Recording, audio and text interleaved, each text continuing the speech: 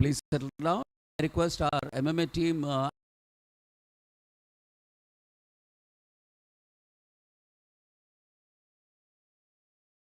commence just in a minute or so.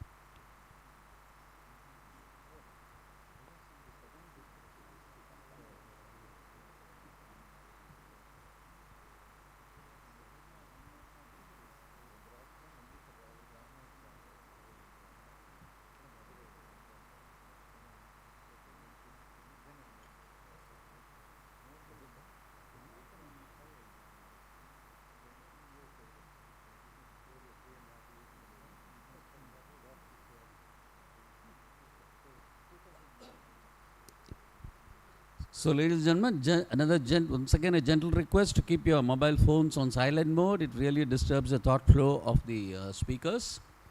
Right, so it's time for us to commence the proceedings this evening. May I now request the dignitaries to take their place on the dais, led by Mr. C.V. Subbarao, President, Madras Management Association, Mr. Kamal Sibal, former Foreign Secretary to the Government of India, Mr. Peter Rimmel, Resident Representative to India, Konrad Adenauer Stiftung, Mr. Pankaj Madan, Deputy Head India Office and Head Programs, Konrad Adenauer Stiftung. We have Ms. Tara Kharta, former National Security Council Secretariat member. We have Mr. Lieutenant General S.L. Narasimhan, member of the National Security Advisory Board and Director General of the Center for Contemporary China Studies. Then we have Mr. Nandan Unikrishnan, and of course we have Dr. Stanley Johnny, International Affairs Editor, The Hindu. May I request Mr. Pankaj Madan, may I request you to take your place on the dais, please. So, ladies and gentlemen, this lovely group of distinguished speakers today deserve a very good round of applause. They've taken their time off, traveled all the way to Chennai to be with us this evening and spare their thoughts.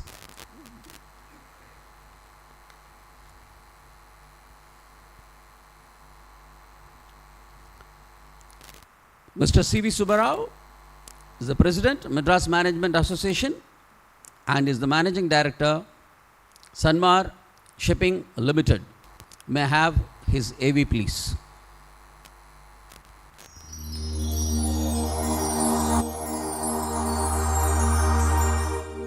Mr. C.V. Subbarao, President, Madras Management Association and Managing Director, Sanmar Shipping Limited. Subbarao graduated from Marine Engineering College, Kolkata, and pursued his MBA from the Open University Business School, Milton Keynes, UK.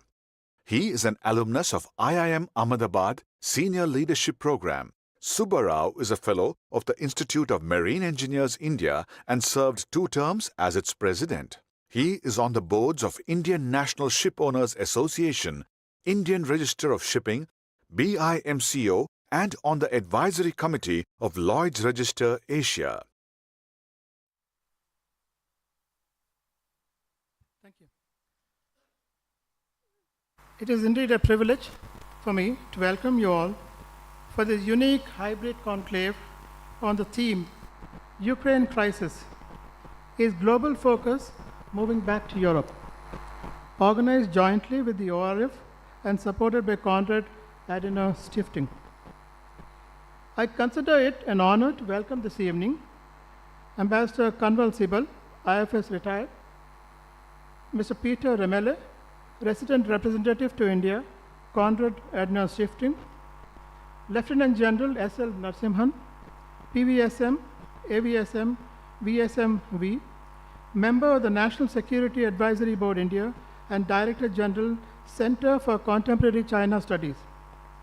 Ms. Tara Kharta, former member, National Security Council Secretariat, former Senior Fellow, USIP, Distinguished Fellow, IPCS.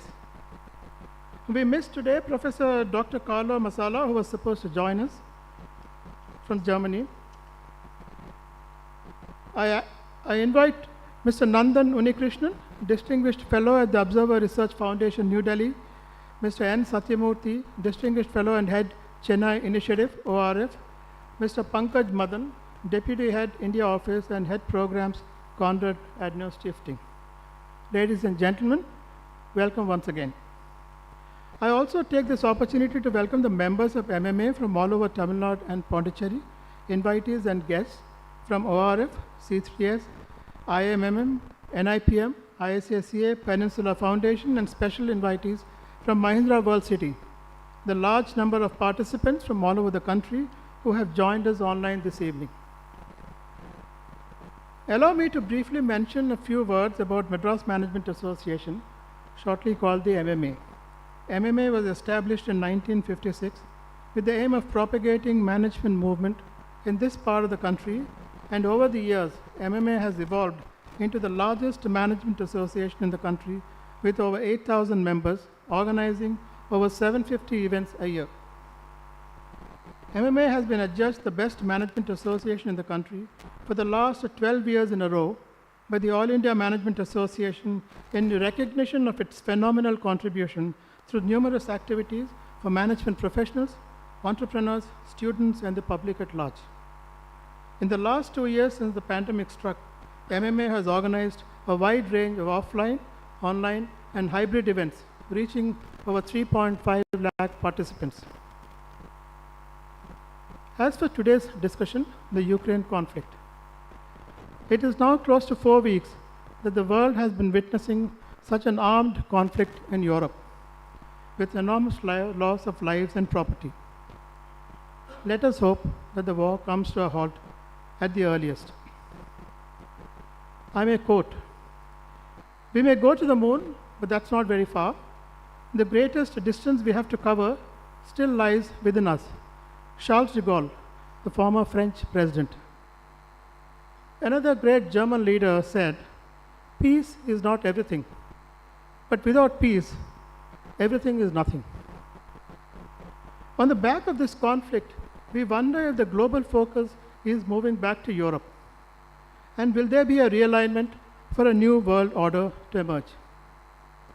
In fact, 4 months ago, we had a similar conclave on the new world order, which brings me to another quote by Willy Brandt, the former West German chancellor in the 1970s. It's interesting, a bit visionary too. The new world order is a world that has supranational authority to regulate world commerce and industry, an international organization that would control the production and consumption of oil, an international currency that would replace the dollar, a world development fund that would make funds available to free and communist nations alike, and an international police force to enforce the edicts of the new world order. Willy Brandt. The war carries crippling effects of sanctions that affect all nations in some form or the other. From what I have seen of Europe, including Eastern Europe during the Cold War and after, a lot of it is like India, which in turn is like a lot of whole of Europe put together. There are many languages, and in such diversity lies history, tradition, culture, and sentiment. One can always ignore relatives, pick one's friends, but if one is a nation, you just have to live with the neighborhood. Differences are bound to arise, and perhaps the two great nations of Germany and France can take center stage in fixing everlasting peace. Just my view. I don't think this needs an out-of-the-box solution. Do you have to cross the English Channel? I don't think so. The solution is in the box. Europe can do this. Thank you. Thank you, Mr. Subbarao, for setting the tone for this evening's proceedings. Mr. Pankaj Madan, Deputy Head, India Office and Head Programs, Konrad Adenauer Stiftung. May I have his AV, please.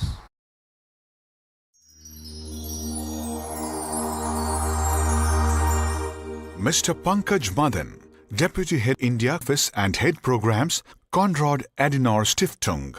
Mr. Pankaj Madan is Advisor and Team Leader Programs at the New Delhi office of the Konrad Adenauer Foundation. He has been with the foundation for 22 years in various capacities and is responsible for conceptualization of development and dialogue programs, research and editing, budgetary evaluations and monitoring, and liaising with ministries at state and centre levels, both members of parliament and state legislatures, government departments, political parties, media and apex bodies.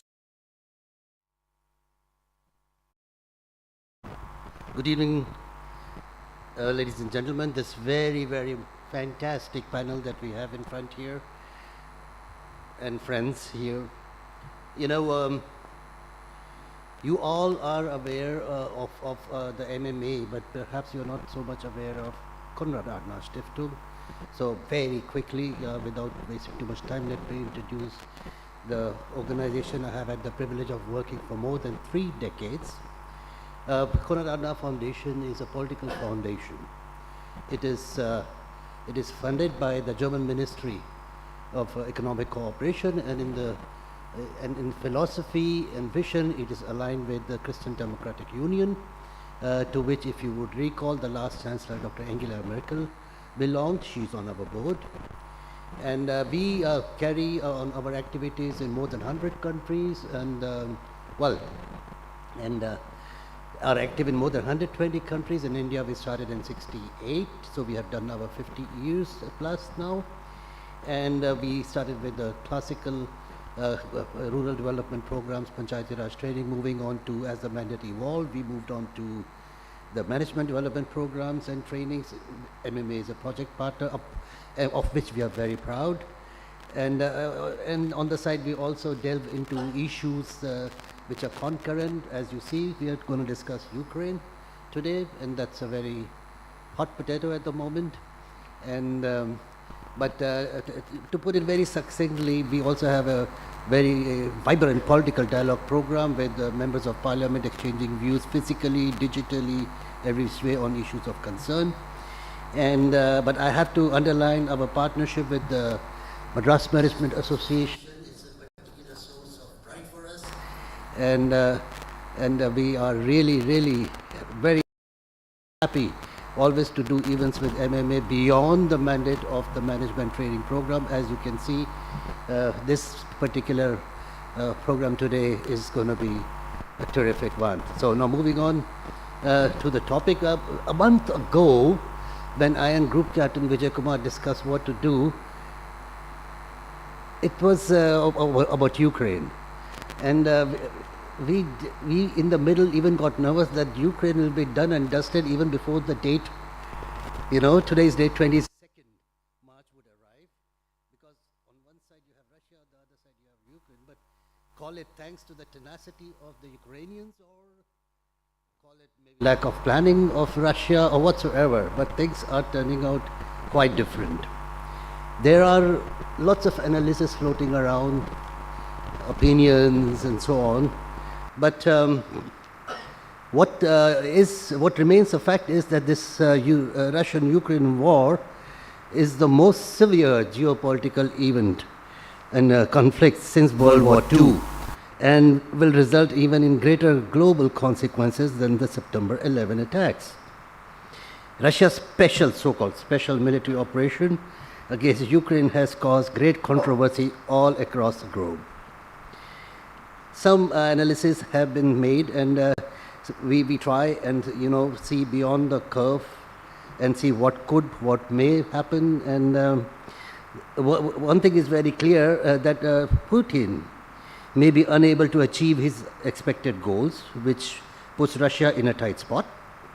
The purpose of Putin's attack was to completely solve the, so to say, Ukraine problem and divert attention from his own Russia's domestic crisis by defeating Ukraine with the blitzkrieg, replacing its leadership and cultivating a pro-Russian government. However, the blitzkrieg so far has failed, but I see the intensity picking up already. We are in the middle of this whole thing, and Russia is frankly unable to support a protracted war and its associated high costs.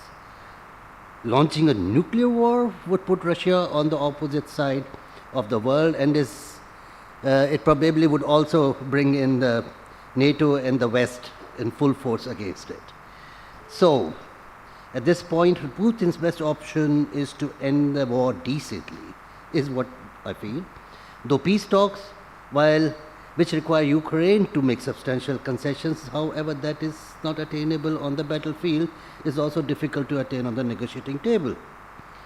In any case, this military action constitutes an irreversible mistake, is what many analysts feel, but there are contrary opinions. The conflict may escalate further, and the West's eventual involvement in this war cannot be ruled out. Even if Russia manages to seize Ukraine in a dangerous gamble, it is still going to be a politically hot potato. The political situation in Russia may change or be disintegrated at the hands of West or whatsoever. We don't know what the result is. It's highly unpredictable. So with these words, I would stop right here, because we have people on the stage who are known experts, we are in for a feast of ideas which are even beyond the curve, and future gaze into what may happen in short term, the middle term, and the long term. Thank you very much. Have a good evening. Thank you, Mr. Pankaj, for setting the context and also the brief about Conrad Adams Shifta. Ladies and gentlemen, Group Captain Vijay Kumar, Executive Director, Madras Management Association. May now invite him to make a brief announcement, please. Thank you. Good evening, ladies and gentlemen. I have a very pleasant duty to do this evening. Another milestone moment for MMA. You all know MMA for the last functioning over 6 decades. We gained a lot of experience. We have over 8,000 members. And the managing committee decided that we must go outside Chennai and adopt a number of cities, tier 2, tier 3 cities, and help out so many SMEs and industries and management institutions, professionals. In that endeavor, we moved and established around 9 chapters MMA, and where we do quite a bit of work, and we do work to suit their language, to suit their expectations and aspirations. And we also created a lot of library books in Tamil and programs in Tamil, which really connects with them emotionally, so that every entrepreneur gets a knowledge what he really want to learn from the experts. We have so many of them in MMA. In that direction, today is a milestone moment for we are going to establish our 10th chapter at Chengalpattu, Mahendraville city. And may I have the AV please. I also request Shivakumar to join me on stage, please. AV please.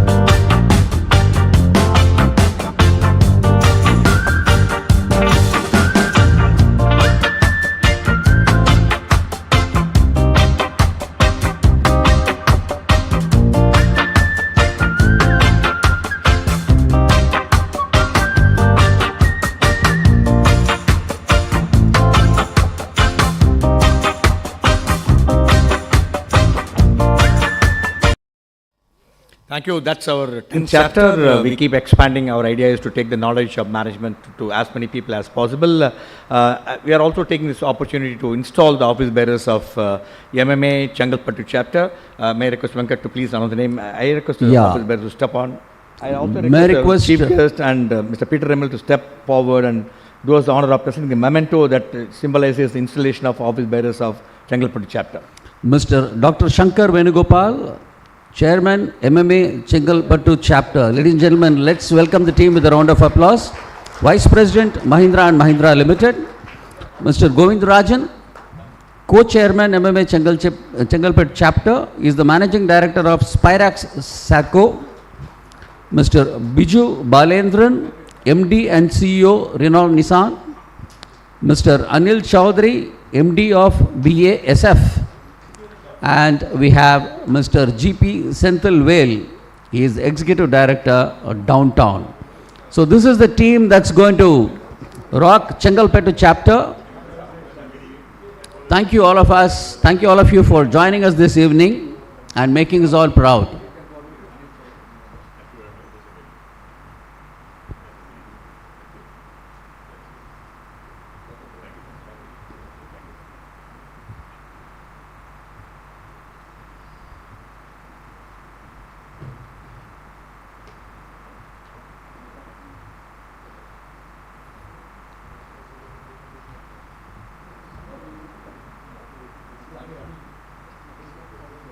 Mr. Senthil.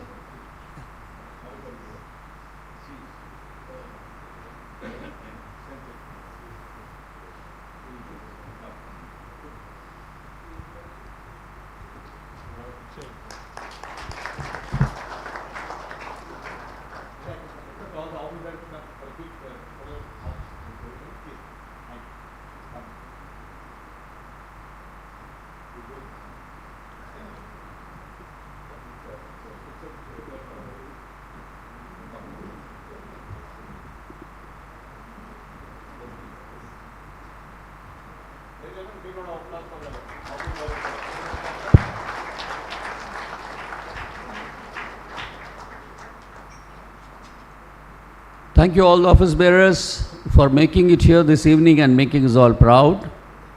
We look forward to a lot of programs at Chengalpet in the coming few days. Okay, thank you, Venkat. Thank you, sir. Thanks, Mr. Shiv Kumar. Thanks, Mr. Peter Rimmel. It's number 10 and still counting. Mr. Peter Rimmel is the resident representative to India, Konrad Adenauer Stiftung Foundation. You may have his AB, please.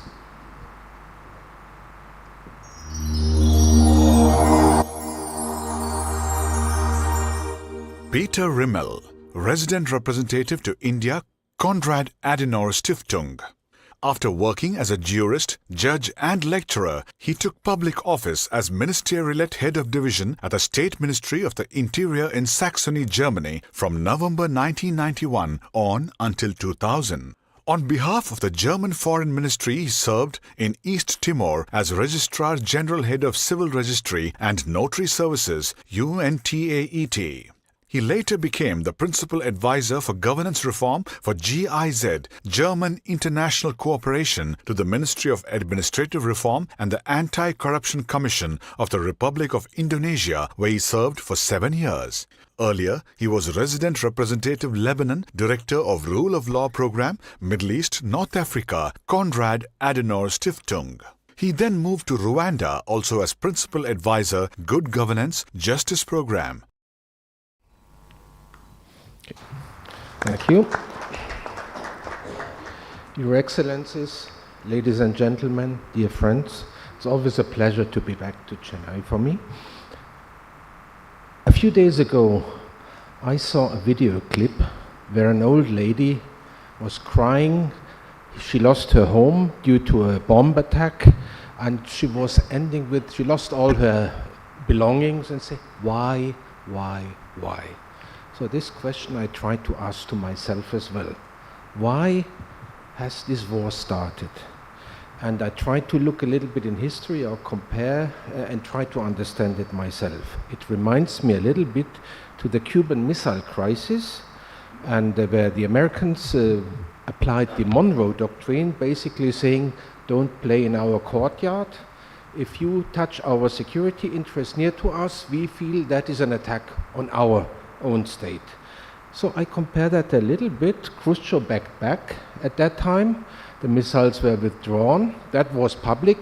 What was not so public is that the Americans also paid a price. They withdrew their missiles from Turkey, but that wasn't made so public that days. And now, of course, Russia sees the Ukraine as part of their courtyard. If it's right or not is another question. And remember, in 1962, when the attention was on the Cuban Missile Crisis, China used the opportunity to attack India. That is also something what was connected with that. So the possibility, what was discussed, of Ukraine becoming a NATO member one day, with the consequence that Sebastopol, what is the base of the Russian fleet in the Black Sea, that was for Russian thinking totally unacceptable, and maybe that was then the reason why first they invaded Crimea some years ago, and now the Ukraine was invaded, and a war was started. But the end does not justify the means.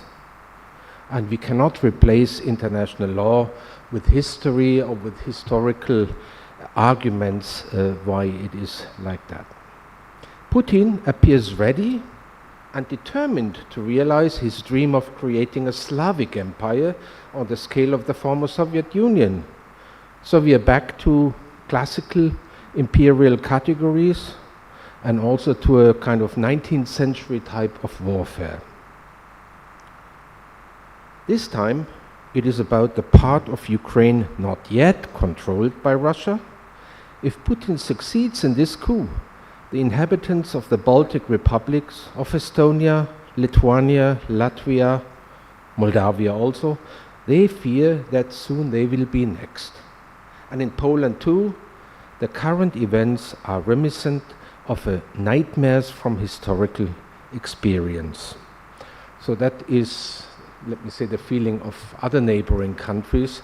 And of course, they're looking very close. What is the world doing?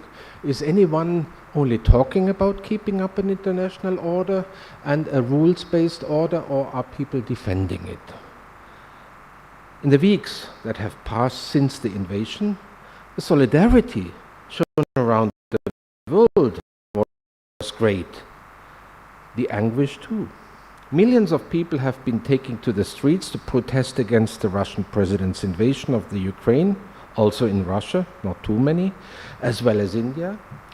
In my home country, Germany, apart from maybe a few insignificant voices, the political fringes, it is clear to everyone that there is nothing to be relativized, nothing to be trivialized, sugar-coated. Vladimir Putin is a dictatorial aggressor. And I name it what it is. It is an invasion, it is a war, breaching international law, and luckily, and this is something my organization, the Adenauer Foundation, defends, the freedom of opinion. Luckily, I can say that and name it in India, because India defends the freedom of the opinion as well as Germany does. In Russia, you're being punished if you use the word war or invasion. So that's how far we are, and it's a breach of international humanitarian law. Likely, but I will not have a final conclusion, that likely war crimes are committed, but that is something to look up into the near future. Now, Russia may have expected a quick win in Ukraine and that the Russian soldiers will be received with flowers as liberators of a suppressed population by Nazis. Now, this is the narrative of Putin, justifying it because there is a genocide being committed in Ukraine and the people of Ukraine are sort of punished by a Nazi regime. Instead, they met grim resistance. And the longer the war lasts, the uglier it gets. The civilian toll in Ukraine is mounting, and while Russia denies reports of targeted attacks on civilians and civilian infrastructure, the images of the destroyed theater in Mariupol or destroyed hospitals prove that to be a lie, as well as the buildup of Russian troops before the invasion was of a course never intended to prepare an invasion, as it was always denied, but was just put as Western imagination. Now we see the reality. It turned into reality, unfortunately. What are some consequences of this reality? Already by today, around 3.5 million people have fled Ukraine. 3.5 million is quite a bit. even if in India, with a big country, you're used to other figures, but 3.5 million is a lot. And according to what the German foreign minister, Baerbock, yesterday said, they expect 8 million people to flee Ukraine in the next days or weeks. So what is happening? These people are knocking at the door of other European countries. In Berlin, we have every day thousands of Ukrainians arriving through Poland, mostly women and children, and that is probably why the support is that big. Different than years ago when we had 1 million Syrian refugees, where mostly young men were coming with a different culture. Now Ukrainians are Europeans from our perspective, and that is probably why they could also be easier integrated. But while the support to help them is so big, the question is only how long that will be. The more they are, of course, the more difficult it gets. Accommodation is not there out of the nothing. The children need to be sent to school somehow, not speaking the language. All those difficulties I leave aside, but that's one of the consequences. Let me give you now maybe a little bit of a Western perspective on that. There are enough Indian experts here who would, of course, speak about the Indian perspective. I will not try to do that. What happened? What did Putin achieve? I think the war that's a war nobody is winning. It will have so many losers. But he turned to be a big uniter. And that probably was not intended.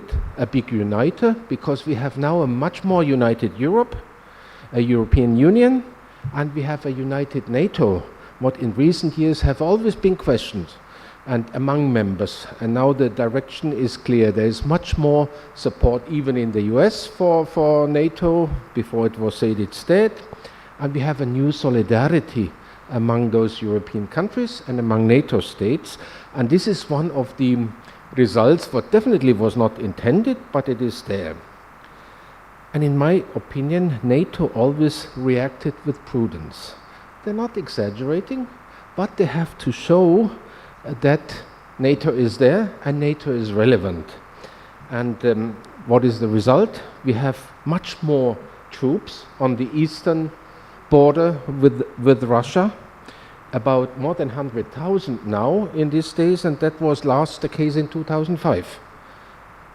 Weapons are being delivered, mostly weapons of defense, to Ukraine by NATO countries.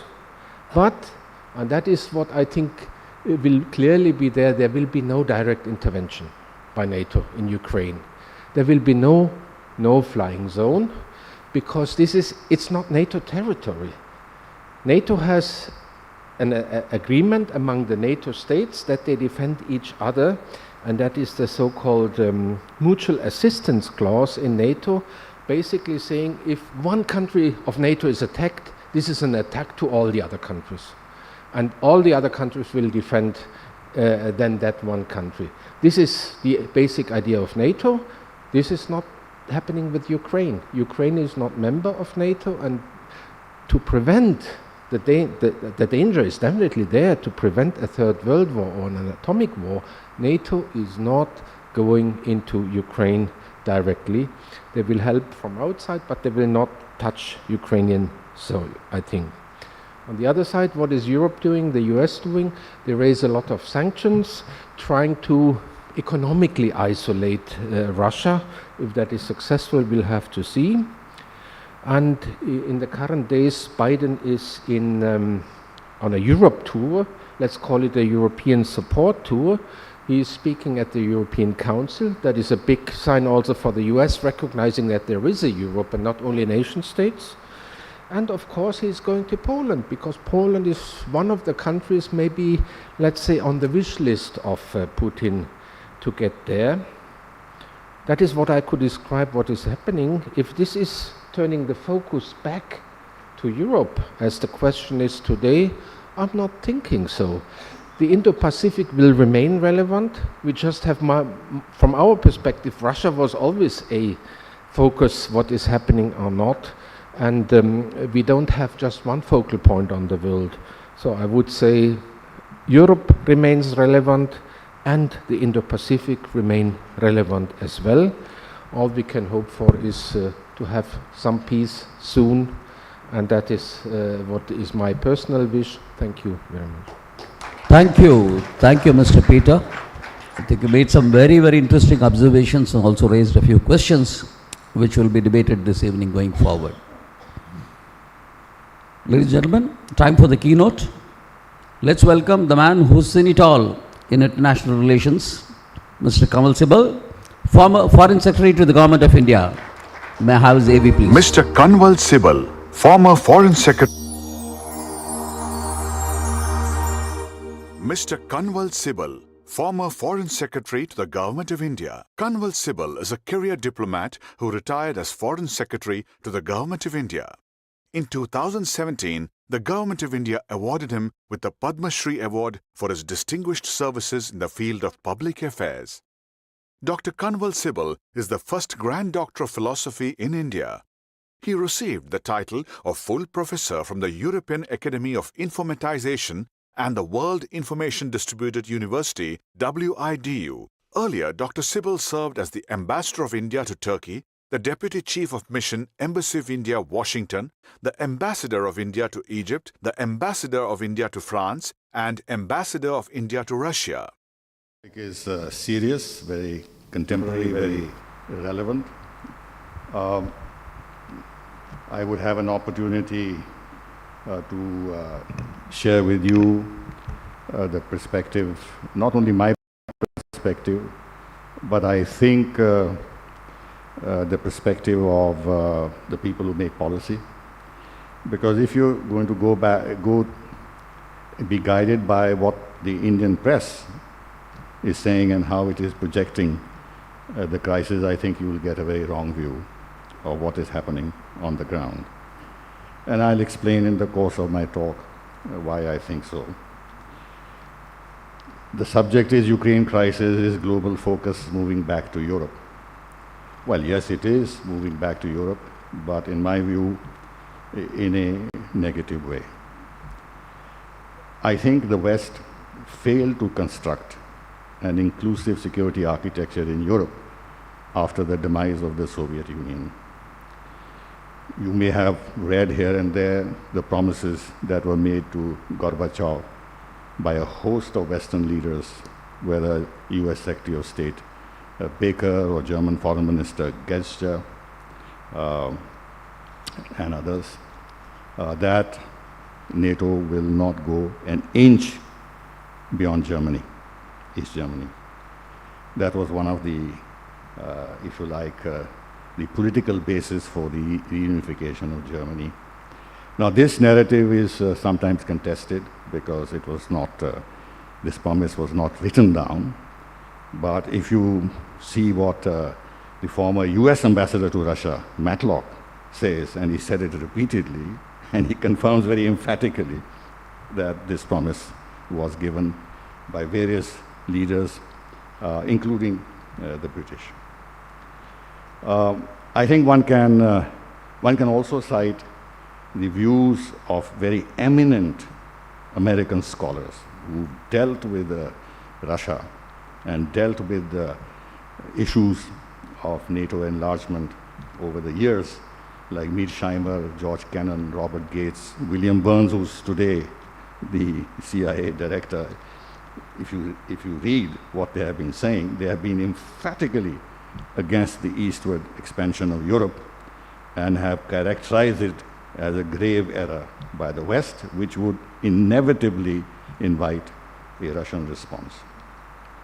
I think it also needs to be mentioned that after the demise of the Soviet Union, Russia actually wanted to become part of NATO. Even President Putin, in his earlier years of the presidency, wanted that. He very much thought of himself as a European, Russia as a European country. But this was spurned. And from the Western, from the European and the American point of view, maybe understandably, they felt that here was an opportunity to permanently weaken Russia geopolitically. And this opportunity they thought must not be missed when Russia is weak and is incapable of any response. They wanted to isolate it from Europe. If you go back to what Brzezinski said, that if Ukraine can be delinked from Russia, Russia ceases to be a European country. And that was some decades ago. There have been five expansions of NATO since the demise of the Soviet Union in phases. Georgia and Ukraine were offered NATO membership in 2008. I remember I was ambassador in Russia then when Putin, at the Munich Security Conference in 2007, gave a very impassioned speech against the expansion of NATO. This was not heeded, and in 2008, as I just mentioned, Georgia and Ukraine were offered membership of NATO. Georgian president at that time, Saakashvili, thought that he had some encouragement because of the offer of membership. So he tested the waters. The result was that Russia took military action, and two separatist republics, which were historically not part of Georgia, became independent republics, that is Abkhazia and South Ossetia, and this was recognized by Russia. So Russia had very clearly drawn a red line, but this was not heeded. And then you have what happened in Ukraine in 2014, the Maidan protests. I will not go into the details because I won't be able to finish my speech in the time allotted to me. But let me say that this protest, which resulted in the overthrow of a legitimately elected president, Yanukovych, was openly supported by the United States. The Assistant Secretary in the State Department at that time, Victoria Nuland, who's now the Undersecretary and is visiting India, actually was distributing cookies to the Maidan protesters. And I've said to some of the people that this would be like a State Department high official distributing cookies to the Shaheen Bagh demonstrators and this and that. Is crass interference in the internal affairs of countries, but this is what happened. Result, Russia, as it did in Georgia, annexed Crimea. Now, Crimea, according to the Russian version, and maybe objectively speaking, because one has been reading about Crimea since our younger days, has always been thought of as an integral part of Russia. In 1954, when Khrushchev, who was a Ukrainian, was the General Secretary, to commemorate the 300th anniversary of the treaty between the Tsars and the Crimean Tatars, this territory was made part of Ukraine. But remember, it was one country. It's like a reorganization of our own states in 1956. You can make these changes. Anyway, there is this issue about the eastern Ukraine and the western Ukraine. The fact is that western Ukraine, parts of it, historically have never been part of either the Soviet Union or Russia. They have been part of the Austro-Hungarian Empire or the Lithuanian Empire or part of Poland. They are Catholics. So there are ethnic, religious, linguistic divisions between western Ukraine and eastern Ukraine. This is a fact of life. And the eastern Ukrainians are ethnically Russian or Russian-speaking. They identify themselves with Russia, and that is the origin of the conflict in Donbass. And the Ukrainian nationalists have been absolutely adamant not to yield an inch in terms of if you like, constitutional amendment to give to respect the rights of the people of Donbass, recognize Russian language as a national language, etc., etc. Anyway, the long and short is that after 2014, after the annexation of Crimea, there was these Minsk agreements, Minsk 1 and 2, which were brokered by France and Germany, and which were ratified by the UN Security Council. For 7 years, these have not been implemented because the Ukrainian nationalist government is dead set against it. One can understand them perhaps, why they have done so, because they want to retain the entire territory as their sovereign national territory. I don't want to get into the merits of that, but just the facts. After that, in 2019, despite all the background I've told you, the Ukrainian parliament decided to make a constitutional amendment and make membership of NATO and EU as part of their constitution. It is there in the preamble, it is there in 3 articles, and in transitional provisions in the constitution. Now, because of the annexation of Crimea, the West decided to start arming Ukraine, trained its army, and in fact, the other day I heard the British ambassador say on our television that their special forces have trained 16,000 Ukrainian military personnel. A lot of arms have gone into Ukraine. In fact, without it being a de facto NATO member, it is being treated as a member of NATO. Now, Russia, or Putin, then said that, look, I have been opposing the expansion of NATO over the years, you never listened to me. I have tried to deal with this peacefully for 7 years, we've not been able to move forward on Donbass. Now, I will have to use force to make you listen to me. And then he sort of, as you know, massed his troops and this and that. And he made some draft proposals, which he made public to the Americans. He didn't want to talk to the Europeans because his view is that the Europeans have no say in the matter. It's actually the United States side. And therefore, his proposals to the United States, which said that no further enlargement of NATO, no NATO deployment of forces or weapons in countries that joined NATO after 1997, consultative mechanism should be set up, a hotline should be set up between the United States and Russia. There should be no deployment of international intermediate nuclear forces. Incidentally, this treaty has been reneged by the United States. And no NATO military activity in Ukraine or Eastern Europe, in the Caucasus, in Central Asia, and that nuclear weapons should be only on the national territory of countries. In other words, the United States should move out its nuclear weapons out of Europe. Now, I can understand that the United States would have never accepted the totality of these demands or even the core of these demands.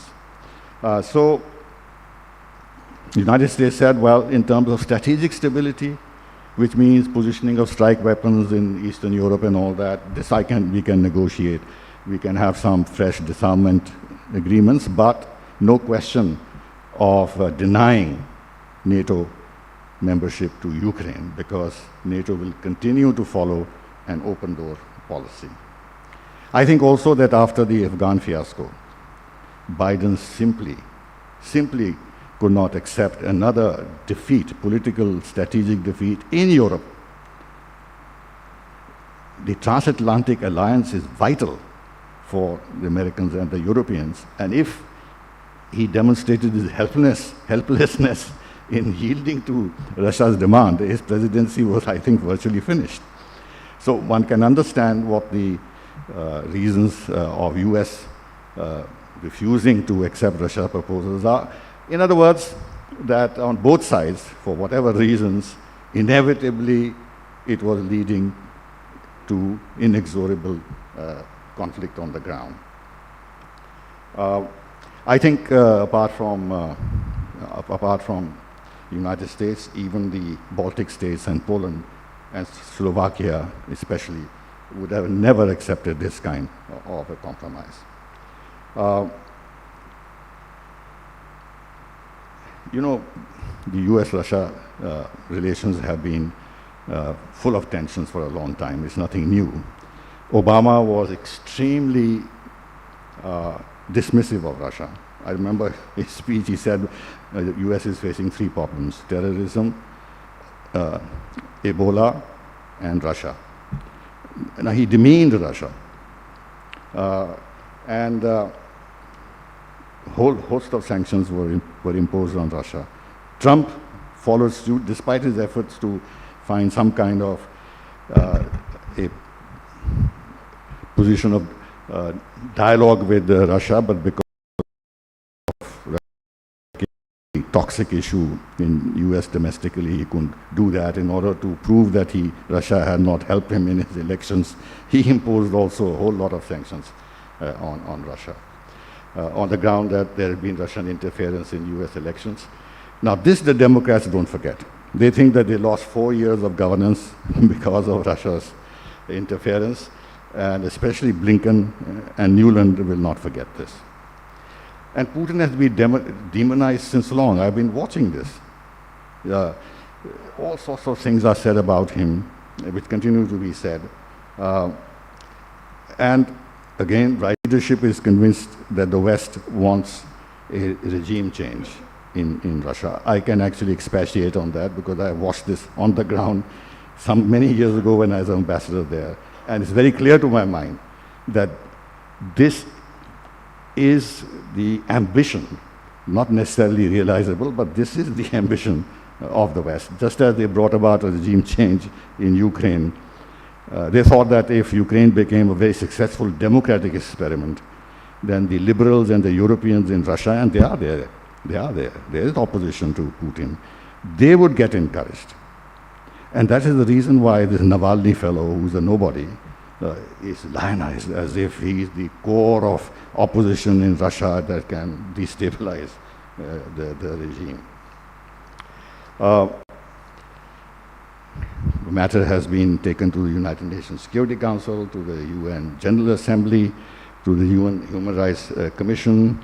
I personally think that diplomatic norms have been breached. You can't call the head of state, like President Biden has done in the case of the Russian president, that he's a war criminal. I mean, you're closing the doors of any dialogue if you descend to this level in terms of dealing with the head of state of a major country. Now there's much more supply of arms. There's a lot of encouragement being given to Zelensky, who's a bit of a comedian. Actually, he's actually a comedian, and he is now demonstrating how successful he is in theatrics on the international stage. He keeps changing his mind. He says one thing one day, another thing another day. And everybody in the West is building him up as a hero. He speaks to the US Senate, he speaks to the European Parliament, he speaks to the German Bundestag, he speaks to the British Parliament. So, and they're all encouraging him. This is not the way to find a negotiated solution. If you are actually encouraging a man who is a puppet in the hands of forces which he can't control, but since he is a damn good actor and he won the election on the basis of his theatrics, he's very good at this.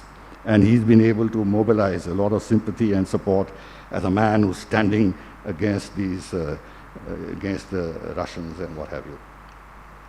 The result of this, since we have Peter Emele here, Germany has shut down for the time being the Nord Stream 2 after resisting initially, which I thought was very honorable.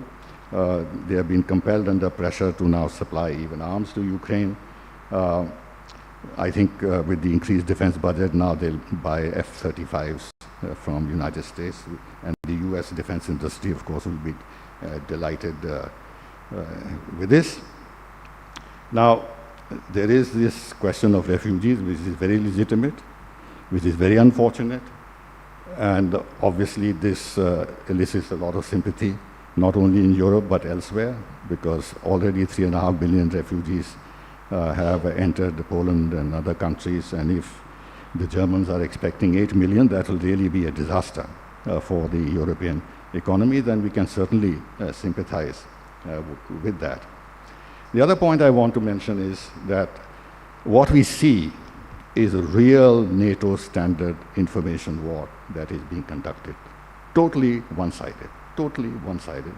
And it's so unfortunate that our own TV channels and our mainstream press has fallen prey to it. There's simply no balance in reporting. Actually, a lot of the fault lies on the Russian side. There are some problems there. Everything they say is in Russian language. Nobody understands the Russian language. And they don't have any agencies which set out well-crafted English language reports which can be reproduced. So all the news that we get is from Western agencies, from the social media, from Western leadership and what have you. And it's very easy to, cut and paste these things into our mainstream national press. And all of us then begin to believe, because there is a reality on the ground of bombing, of infrastructure destroyed. Civilians killed, their numbers, because if you really look at it, they'll say kindergarten destroyed, maternity hospital destroyed, but they say we do not know how many casualties are there. Ultimately, they say maybe there's 1 casualty or 2 casualties. So it's extremely well organized, and hats off to those who are behind this. A lesson for us in the future, I must say. Speculation about Russia's military campaign, 2 views on that. Personally, I'm not a military expert. General Narasimhan is. I don't buy this narrative that the Russian military has got stalled, or they overestimated themselves, or they thought that they will be received with flowers. Their aim is, to my mind, not that at all. Their aim is to secure the Donbas region, secure the Black Sea coast, make Ukraine landlocked, bring Ukraine economically down on its knees. Ukraine is the biggest country in Europe. With 200,000 troops, you cannot control the whole of Ukraine. And Russia is very careful. They don't want to go to the Western Ukraine, besides overstretching themselves. They don't want to go close to NATO, because some mistake can be committed somewhere in the heat of battle, and then the whole thing can conflagrate into something bigger. So I don't buy that narrative. They're achieving their objectives. Maybe, yes, it is slower than what they thought, or maybe they've suffered casualties, whatever. It's entirely possible. I have no judgment to make on this. But to say that they will not prevail, I think that is more wishful thinking than anything else. Few other comments and observations. I think the world has suffered already a great deal because of the urges for war in Europe. We've had the World War I, we've had the World War II, which were essentially European wars. They call it World War because there are colonies everywhere. But they were European wars. And now you're creating a situation where potentially there could be a third World War, and the rest of the world will suffer. The damage to the world economy will be immense. Already, a lot of pressures are being built up. The sanctions have been really unprecedented. Look at the oil prices, shot up to $140 at one time.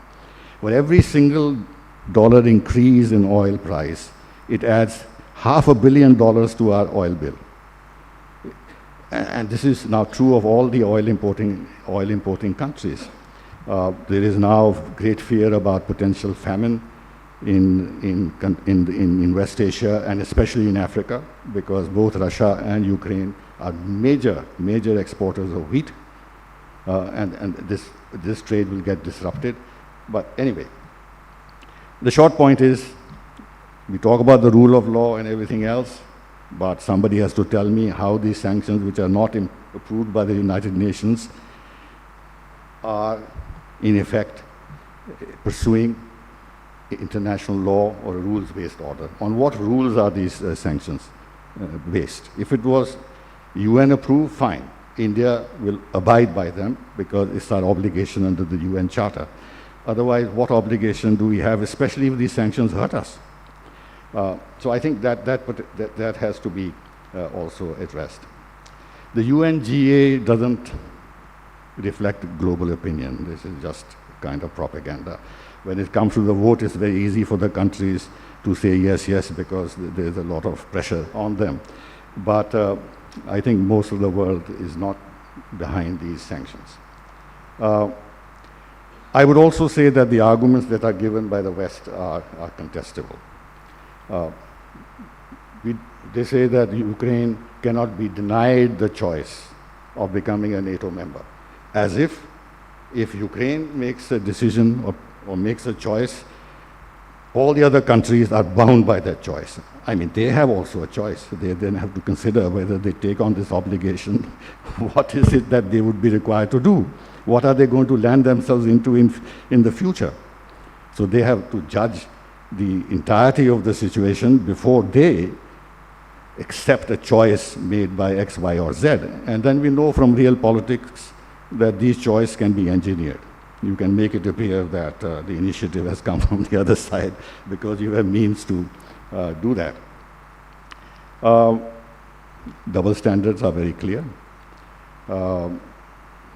After all, this is not the first time that another country has intervened against a sovereign country. We've had Iraq, we've had Libya, we have Syria, we have Afghanistan. We've had destruction of infrastructure and civilian casualties and refugees in much larger numbers. Freedom of expression is a core value of the West, but they have banned Russia today. They have banned Sputnik News. But why? If you believe in this value, if you believe in freedom of expression, then let the people have access to other views. And if you say it is state-controlled media, well, so is BBC. It is state-controlled. And if you think that state-controlled media give you biased news, I don't know if you think that BBC is not biased against us, or New York Times is not biased against us, or Washington Post, or The Economist, or The Independent. I mean, this is really not a very plausible.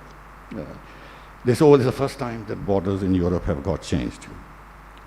Quite forgetting that Yugoslavia has ceased to exist. It's been broken up into several states. Most of them have become a member of NATO. It has happened in Europe. Russia wants to create a sphere of influence. The counter to that is, what is the extension of NATO or EU? Doesn't that create a sphere of influence for the Europeans and for the United States? So all these arguments are very debatable. Putin has been in power for 22 years. He acted in 2008 in Georgia, in 2014 in Ukraine, and once again in 2022 in Ukraine. He intervened in Syria to prevent a regime change. He intervened in Belarus, again to prevent a regime change. Rightly or wrongly, I'm not going into the merits of Lukashenko's whether his election was legitimate or not legitimate. He intervened in Kazakhstan recently at the request of the Kazakhstan president, and he intervened in Armenia in this conflict between Azerbaijan and Armenia but other than this, and many of these things are, I think, defendable, he's not intervened in areas thousands of miles away which pose no direct to the security, especially of the United States. Uni's position. Now, this has been criticized that we are being neutral, that we have abstained in the United Nations Security Council and the UN General Assembly.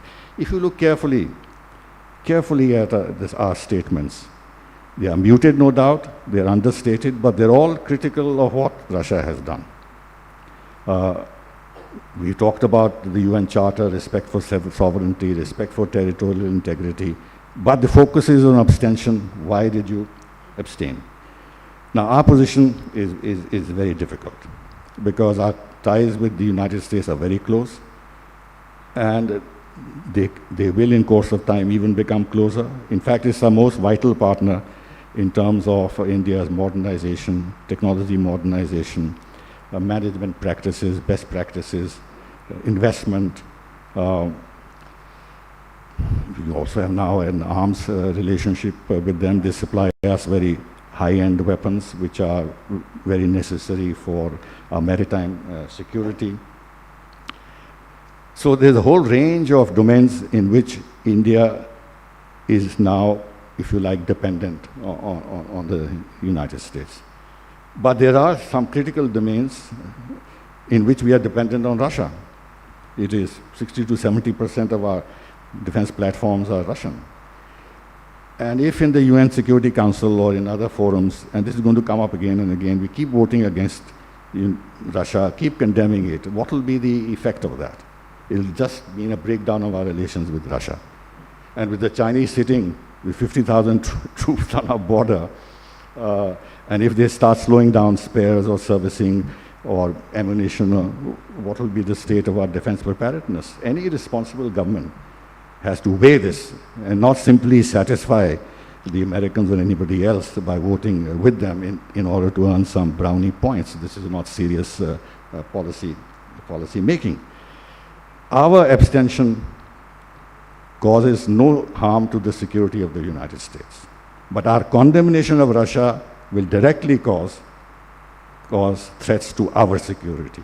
Therefore, we have to weigh these two options. We must, in the context of the fact that Russian and Chinese ties are becoming closer and closer, there is a big problem for us in this, because the triangular balance between India, Russia, and China is getting destabilized in favor of China. Russia still values its relationship with us. It's important for them to have us on their side. But if we go against them, then our ability to maintain some kind of Russian stakes in this triangular equation will become weaker and weaker. And that will redound to our security threats. In fact, it will weaken our security. We are not fence-sitting. This is ridiculous. We are protecting our national interest. Russia has not done us any harm. Can anybody say that what harm has Russia caused us?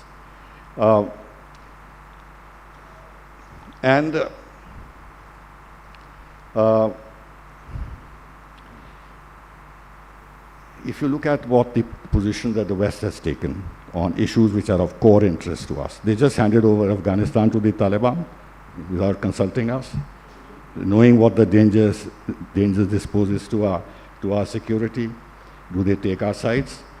Even when we had this conflict in the dark, the European Union kept silent. The Americans said it's a bilateral matter. They were fence-sitting. They don't want to take, because they don't want to take the responsibility of getting involved in a land conflict between China and India.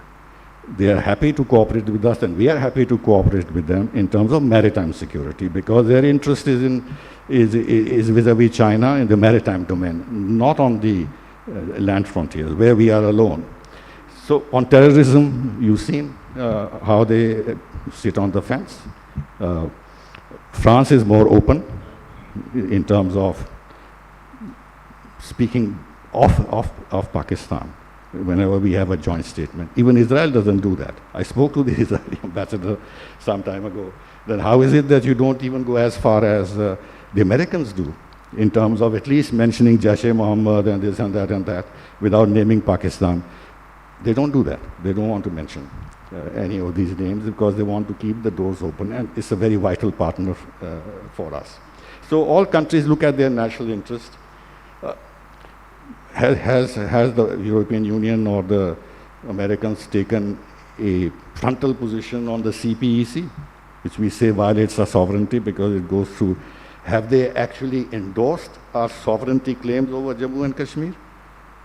They still, the language is that it should be decided in accordance by the two sides. It's decided by the two sides bilaterally on the basis of agreements and in accordance with the wishes of the people of Jammu and Kashmir, which is the polite way, euphemistic way of going back to the UN resolutions that the elections in Kashmir and everything else are not sufficiently plausible in terms of determining the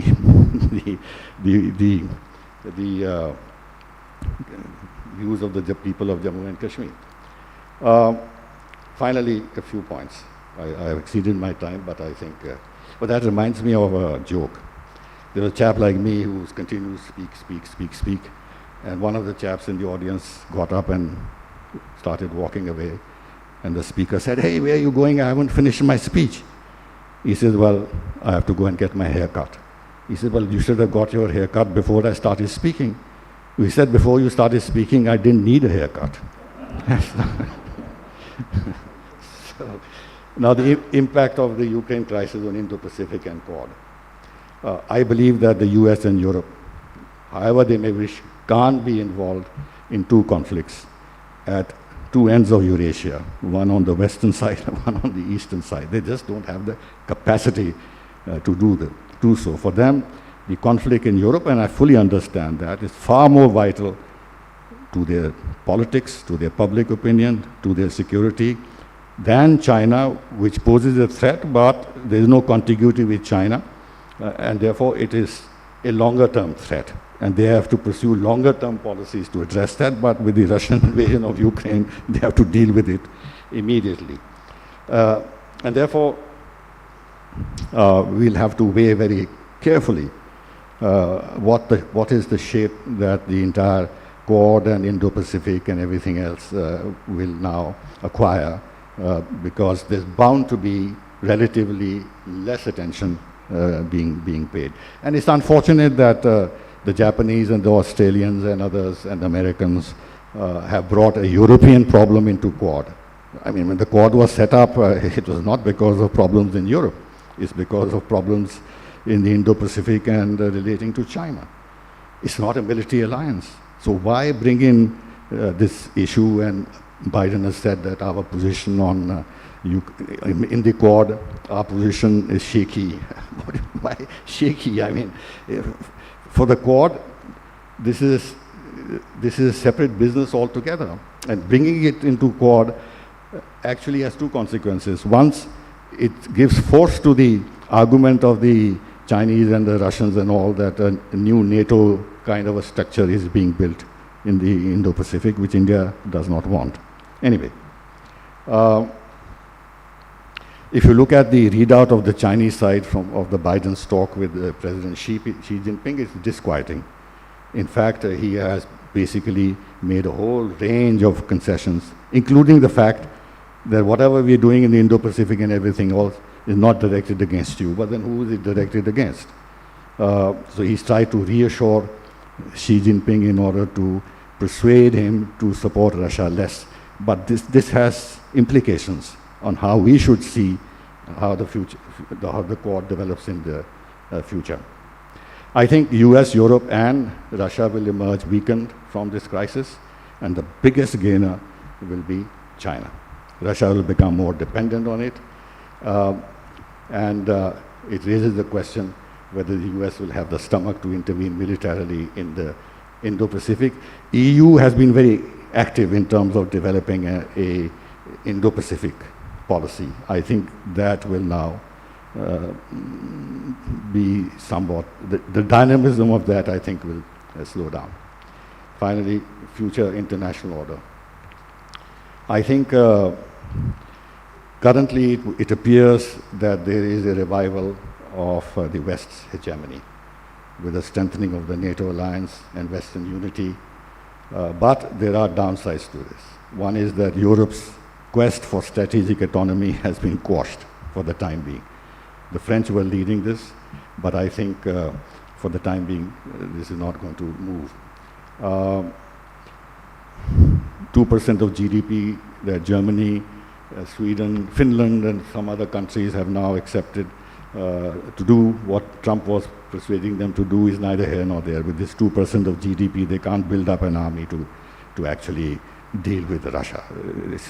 It is more a kind of a political gesture to satisfy public opinion that Russia is a threat, and therefore we have to do more to defend itself.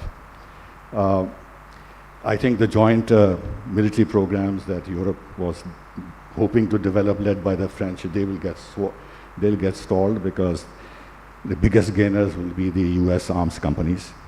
I read statistics today about how many billions the 4 US companies are gaining from this crisis.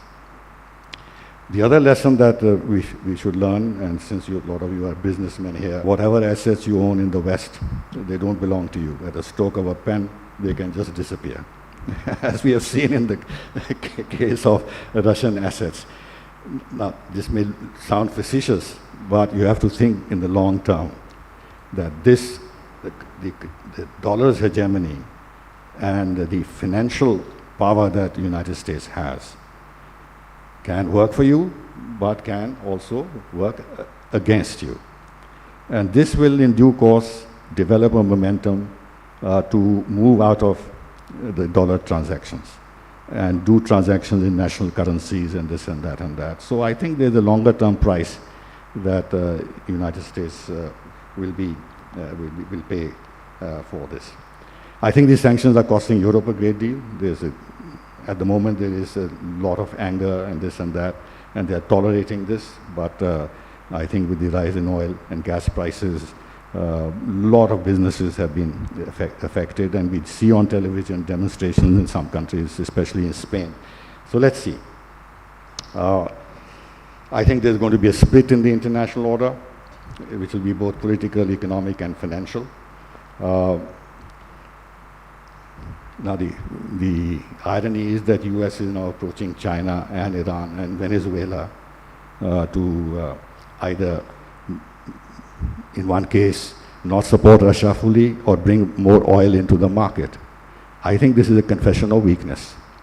It's a confession of weakness. And at the same time, they're telling us, although we've not imposed a ban on Russian oil, but why are you buying Russian oil? And finally, and I'll end with that nuclear weapons don't provide you security. I mean, Russia is maybe even stronger than the United States in some aspects of their nuclear capability, but look at the way it has been cornered, and it's going to suffer a lot of pain. What is the lesson? Atam Nirbhara. That is the lesson. Build yourself economically.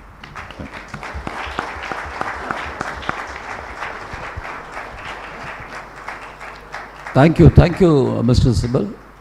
That was a very, very insightful address. Ladies and gentlemen, we are now set up for the dialogue, for the conversation. The conversation will be led by Dr. Stanley Johnny. May I have his AV, please?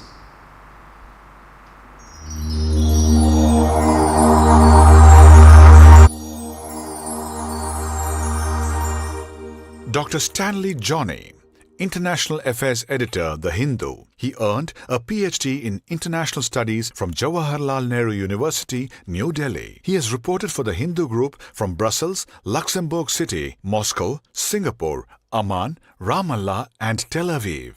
He runs the international news pages of the newspaper and writes opinions and editorials on geopolitics, Middle East and Indian foreign policy, besides doing special reports. His first book, Baghdadi's World, is forthcoming from Penguin Random House. Let's give him a round of applause. He's going to lead the conversation. And in conversation with him this evening are Ms. Tara Karta. May I have the AV, please?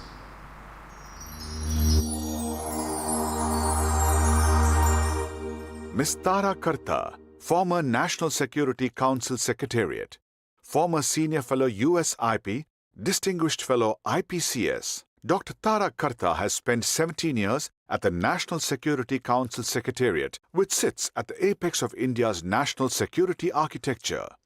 At the NSCS, she worked on terrorism and other security issues relating to the neighborhood and held special charge of the National Security Advisory Board NSAB, among other responsibilities. Earlier, she was at the Institute of Defense Studies and Analysis IDSA for 8 years, where she authored her book, Tools of Terror, Light Weapons and India's Security. She was also a consultant for the UN Non-Governmental Expert Group on Small Arms and Light Weapons, a member of the Council for Security and Cooperation in the Asia-Pacific, CSCAP, and Pugwash, India. Thank you, Ms. Tara, for joining us. Lieutenant General S.L. Narasimhan, Paramvisht Seva Medal, Ativishisht Seva Medal, Vishisht Seva Medal, and Bar. May I have his AV, please?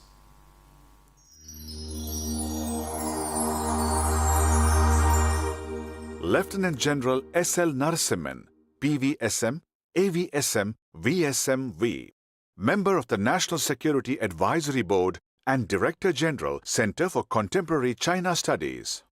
Lieutenant General S.L. Narasimhan is an infantry officer commissioned in 1977. He has a post-graduation in defense studies and PhD in India-China relations. He has been awarded 4 times for his outstanding contribution to the Indian Army by the President of India. He served as the defense attaché in the Embassy of India in China for 3 years. He has taken part in many Tracks 2 dialogues both in India and abroad. He is presently member of the National Security Advisory Board, India, and Director General, Center for Contemporary China Studies.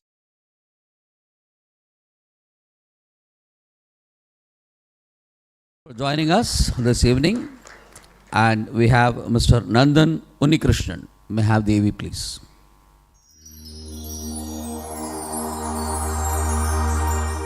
Mr. Nandan Unnikrishnan, Distinguished Fellow at Observer Research Foundation, New Delhi.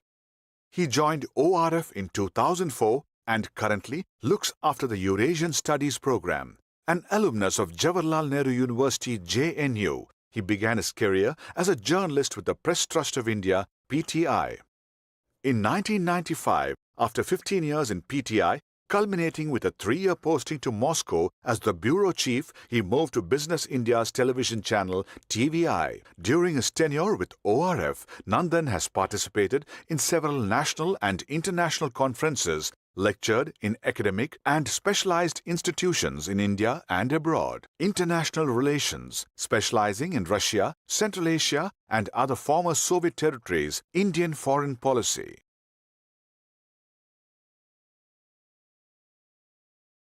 So we are all set for the discussion, and before I hand over the mic to Mr. Stanley Johnny, the reminder to all the audience, there is a question slip that's been kept in your kit today. You have any questions to ask to the panelists, please mention to whom you are asking the question and make the questions brief so that we can take as many questions as possible, time being the biggest constraint this evening. May I request Mr. Stanley Johnny to now take over and lead the conversation. Thank you very much for the introduction. And thanks to Madras Management Association, KAS and ORF for organizing this event on such a very important topic, because this is, as Mr. Madan has already pointed out, this is perhaps the most important geopolitical conflict in decades that we are witnessing. And this also, I think this could be an epoch-shaping event. It's too early to draw conclusions. What will happen to the conflict? How the Russians will emerge out of Ukraine, how this is going to reshape Europe's security order. There are a lot of questions. And I mean, like any of us, we also would like to know what actually is going on in Russia, what are Mr. Putin's actual military objectives. So all these questions come to our mind when we talk about this conflict. And also, as Your Excellency pointed out, there is a fog of propaganda on all sides. And it's very difficult to cut through this propaganda and see what actually is happening in Ukraine. So we will, try to get some answers in this dialogue, and most of the talking points were already covered by Your Excellency. And just to take the discussion forward, based on these talking points, I would perhaps start with Mr. Unnikrishnan, sir.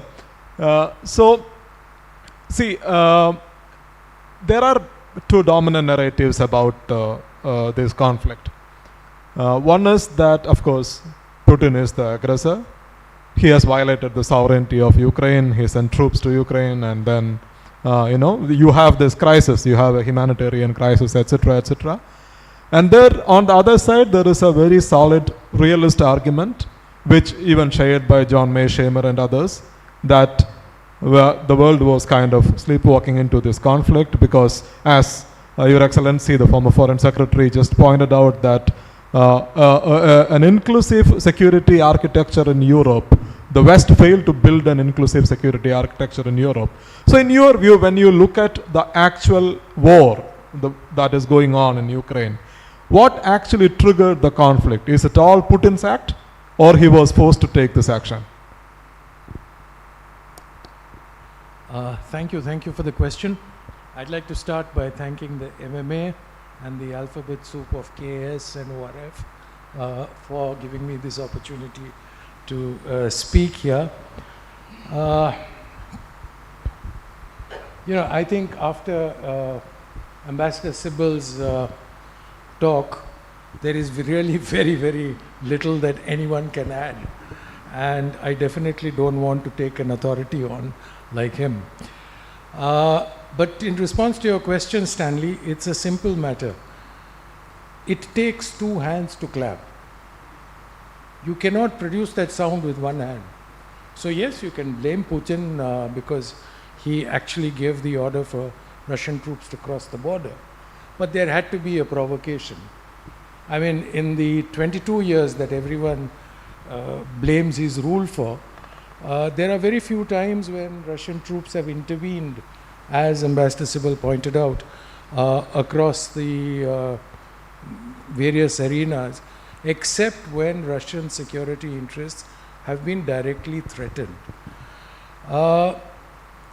Talking specifically about this problem with Ukraine, we were just having a side conversation here, and I was saying that I was agreeing that, it looks like Ukraine was, in a sense, like Georgia, led up the garden path and given the impression that if it stands up to Russia, eventually the West will come and Russia will dare not fight this war against the West. However, you have to understand that this is a situation where the Russians are fighting what they conceive to be an existential threat. It is not an existential threat for anyone else except Ukraine. It is not a threat to the United States, which is why right from the beginning the United States says that it is not interested in sending a single soldier to fight on Ukrainian territory. So, to put it mildly, the Americans are willing to fight this war till the last Ukrainian soldier, but that's it, not beyond that. The other point to notice here, and I think this is significantly important, that there were various names taken, Navalny and all kinds of other names. The point is, neither Kasparov nor Navalny will ever publicly come out and say, we support NATO expansion. There is no disunity in Russia on this issue. Even the most liberal pro-American supporter in Russia agrees that NATO expansion is a threat to Russian security. So, I am not suggesting I am supporting war. I am just saying that if you analyze this cold-bloodedly, you have to see that the Russians have a particular mindset, and the rejection of the multiple offers of talks.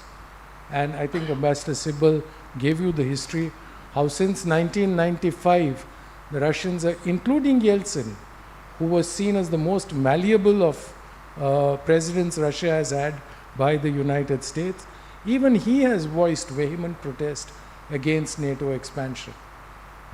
And when this trust finally broke down in 2007 with the Munich speech that Ambassador Sybil referred to, then the final straw was, of course, 2008. And I think the Russians thought that Georgia was taught a lesson and that Ukraine would learn. Unfortunately, the Americans have a Lord Voldemort. I don't know if you're familiar with Harry Potter. That Lord Voldemort is currently visiting New Delhi.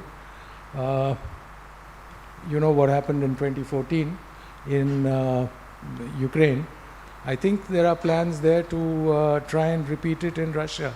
Again, I am not passing a judgment on whether this is good or bad. The West has come together because they see this as a threat to the liberal order that they have built since 1945. The liberal order which has run the world.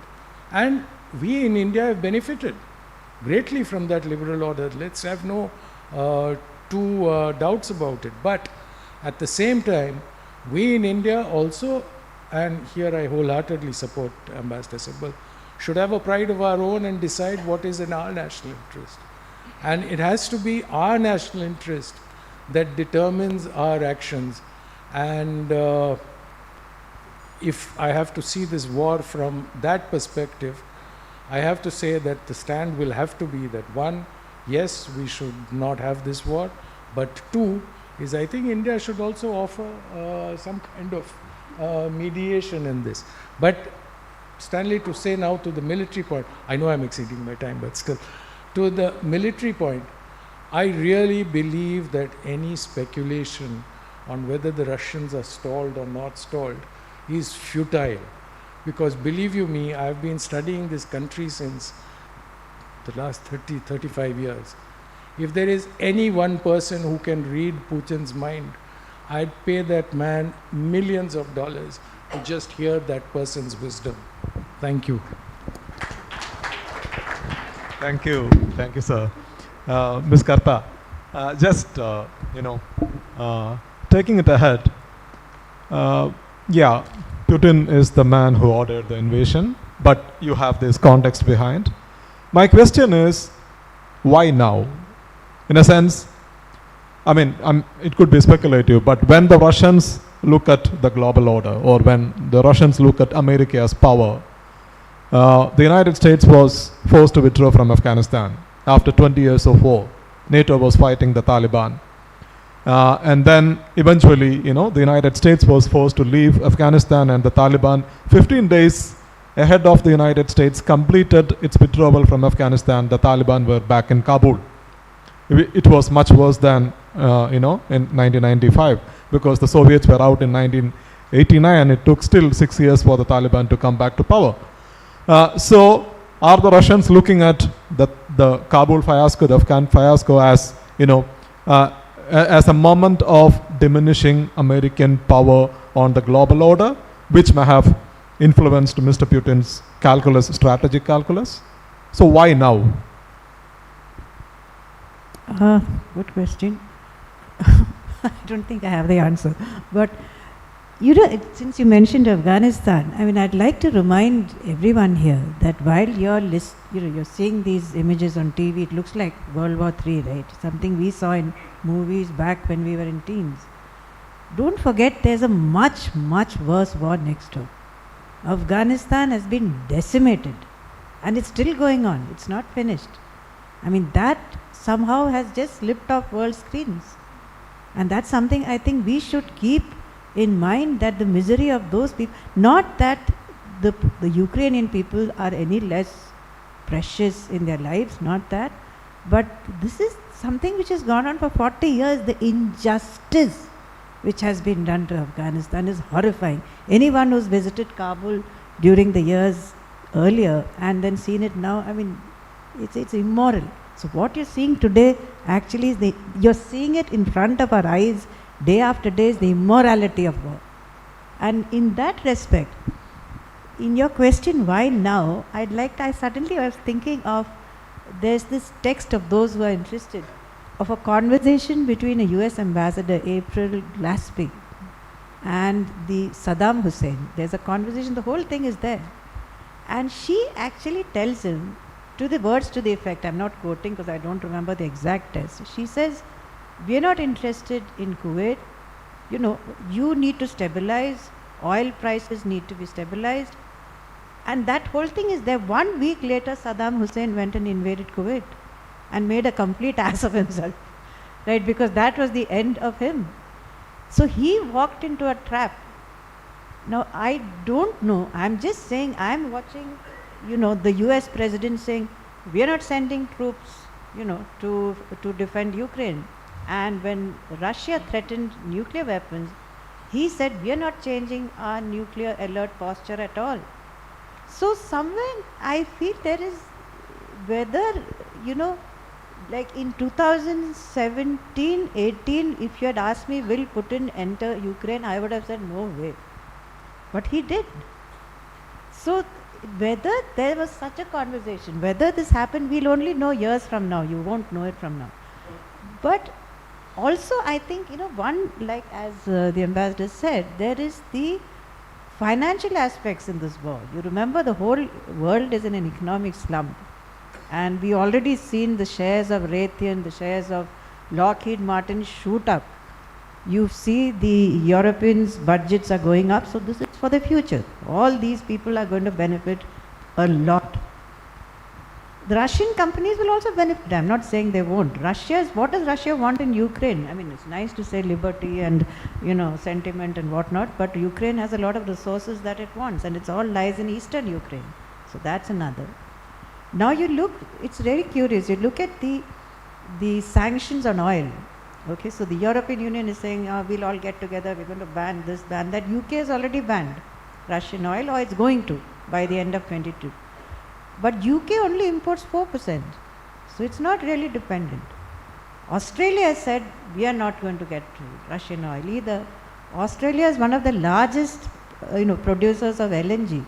The price of LNG has gone up by 50%. So, in my study of war, I've always found, go back to the money. And then you'll see why that war took place at all. Anyone who's a student, I'm sure there are students of history here. How much the United States of America became the United States of America because of World War II. It spent 40% of its GDP in World War II. That is big. This is big money we are talking about.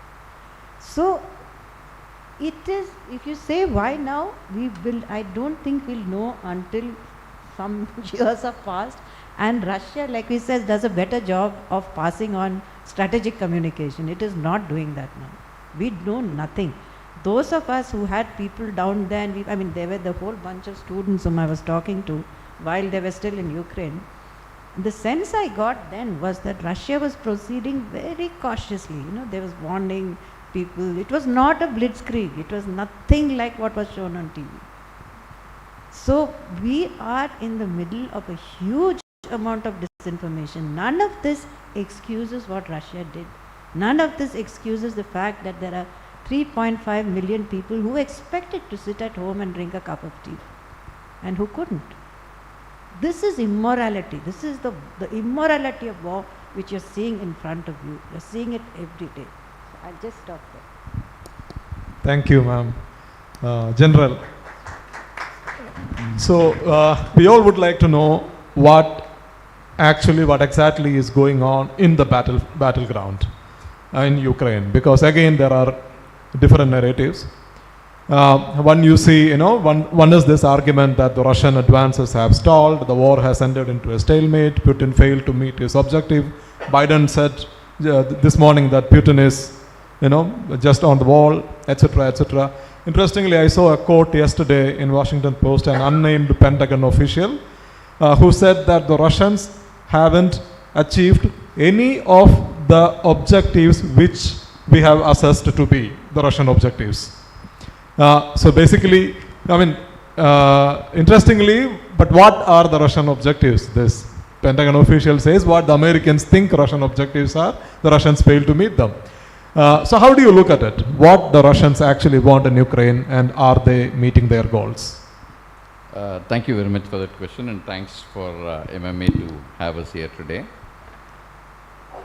See, the Russian aims have already been spelled out by Putin very clearly. He said that he wants a neutrality in Ukraine and a promise that it will not join NATO. NATO will not move eastward.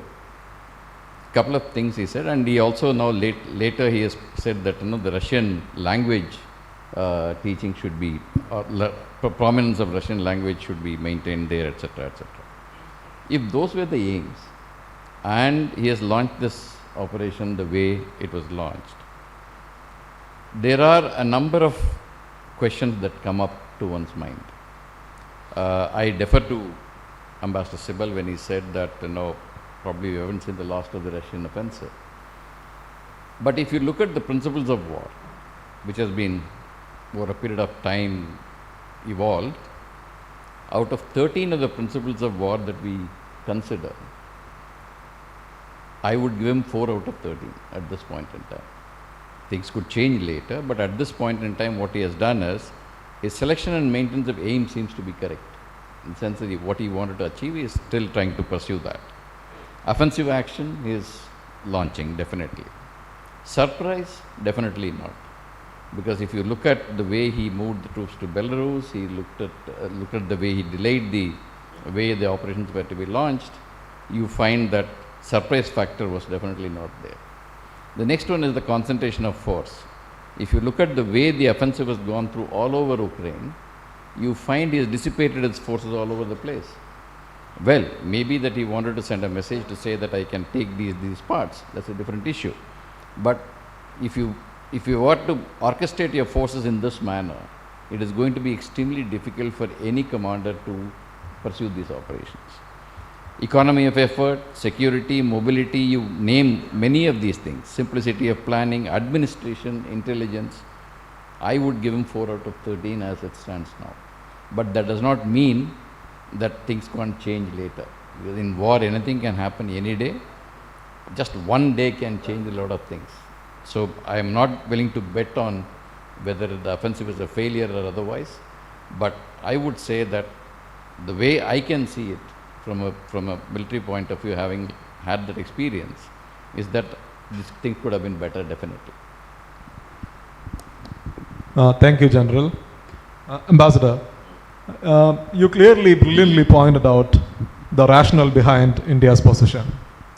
I just, the one criticism about India's position, predominantly coming from the liberal circles, is that Ukrainians are suffering, and India has to make a choice and take a higher moral position in its foreign policy. So one question is, how do you look at it? Secondly, as Mr. Unnikrishnan pointed out, do you think India stands a chance to play a bigger role in mediating between the Ukrainians and the Russians? You know, we can't have it both ways. For years and years, we've heard the criticism that India has always followed a moralistic policy. And we should get off that moral high horse and look at our own interests. Now that we have a much more pragmatic policy focused on the national interest, the argument has been reversed. Take a moral position. That is one. The other is, what does a moral position mean in this context? If it was a clear fight between right and wrong, maybe there's a scope of taking a moral position. But I can't understand what is morally right with the expansion of NATO. And why should that be the reason for creating a potential world conflict? How is that central to the security of the global community? And this problem could have been easily resolved. You could have, after all, Sweden is neutral, Finland is neutral, Switzerland is neutral, Austria was neutral till 1956. The West has tremendous experience in working out the status of neutrality. If Sweden and Finland, right through the Cold War, when Soviet Union was very strong, survived without any security issue, how is it that after the collapse of the Soviet Union, weakening of Russia and everything else, suddenly, the security that the neutrality is no longer a viable option? That is the second thing. Third is that, after all, Afghanistan was mentioned, 20 years of war, total destruction of Afghanistan. And the irony is that the war on terror, the flagship achievement of that was the eviction of the Taliban, and it has ended in such a whimper that the country has been handed back over to the Taliban. Where is the morality in this? Where the Taliban have made no concession on any of the issues that the international community still wants. Women's education, gender equality, inclusive government and everything else. But we find that we are compromising. In fact, now in the United Nations Security Council, they passed a resolution that they will not recognize the Taliban government, but they'll deal with it because it is realistic to deal with it. Where is the morality in this? Where was the morality in the invasion of Iraq on false premises? Where was the morality in the destruction of Libya and the brutal killing of Gaddafi? What did the Hillary Clinton say? We came, we saw, he died, quoting Julius Caesar. I mean, it is inhuman, the manner in which he was killed. I don't want to describe it to the public. Where was the morality in Syria? The country has been broken up. So if you have to take a moral position, then let's not do foreign policy, because we'll never get it right. You have to pursue your national interest in a pragmatic, reasonable manner, where there can be an element of morality in the sense that you don't justify something which is manifestly wrong. But when you address a situation which you think is manifestly wrong, you have also to address why the situation has occurred, and that those who created the situation, were they morally right? And if you have that dilemma, then the best option is what we are doing, abstain. Now, insofar as mediation is concerned, you think we can go and tell the United States, please stop this, accept that neutrality of Ukraine and everything will be fine. There are much deeper interests of the Democrats and Biden and everything else that are involved. Now, since Peter is here, even Trump was lobbying against the Nord Stream 2. Why? He said, I have natural gas to offer you. I'll create terminals in the Baltic terminals. I'll sell you gas. Where is the morality in this? And Germany finally has succumbed. Germany finally has succumbed. Now, do you think that we can go and tell Boris Johnson that be reasonable? They're all looking at how they're going to survive politically in their own countries. So now Turkey has tried to mediate. I personally found it very galling, frankly. Firstly, because I served as ambassador to Turkey and I've seen the transformation of Turkey. It is something which is intolerable in terms of moving from a genuine secular state to an Islamic state. And then you have the foreign minister of Russia, a great power, sitting across the table with the Kuleba, the Ukrainian foreign minister, and between this Çavuşoğlu or whatever his name is, the foreign minister of Turkey, preening himself as a great statesman who's deciding these big issues. And I try to probe as to why Russia accepted, which to my mind seems a bit of a political humiliation. But I think the Russians want to make sure that Turkey is on their right side, the Bosphorus, the Black Sea fleet. Turkey has obliged them by not allowing Western, British and other warships, American warships, to enter the Black Sea, because under the Lausanne Convention they can do that. But they can't stop the Russian fleet from going back to its bases. So they are humoring them. They don't trust them one bit, but they're humoring them. This is real politics, and the Russians are capable of that, and they're not taking a moral position. After all, the Turks shot down their plane over Syria, if you remember. So I don't think we should put our foot into it, but I think the Prime Minister is right. He's made appeals to both Putin and Zelensky in favor of a ceasefire, ending the conflict, ending the violence, and we have agreed to give humanitarian aid. We've sent several tons of humanitarian aid to Ukraine.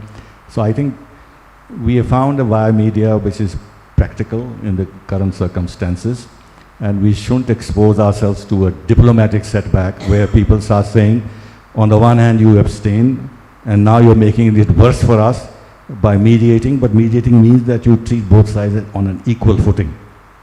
But the West doesn't want to be treated on an equal footing with Russia, so stay away from mediation. Thank you, Ambassador. Mr. Rimle. So again, if we look at the West, in your opening remarks, you pointed out that Putin, by sending troops to Ukraine, now has got a united West, united Europe, a united NATO. So just that Hungary, I think, is not on board with the other Western countries when it comes to dealing with Russia. And even in terms of economic sanctions, Turkey, which is a NATO member, is not ready to put any sanctions on Russia. And then, now there is, from Washington, there is an increased support for NATO. But do you think that this is sustainable? I mean, we can't really rule out a re-election of Trump or another Republican president. So will, the support which the Biden administration is offering for NATO at this time in the wake of the Ukraine crisis, you think this is sustainable in the long term? One thing. Secondly, the challenges with NATO, within NATO and within EU, the West is facing with regard to dealing with Russia. Yeah, second part is, the dissenting voices from Hungary, and then Turkey's refusal to impose any sanctions on Russia. How do you look at it? Okay, first to the question of sustainability. I think I already said in my opening remarks, the question is how long. I said there is this solidarity, there is this unity, the question is how long. And that will also be answered by the problem of the refugees coming. How is the, call it the burden, being distributed? And I remember when a few years ago we had a similar thing with Syrian refugees.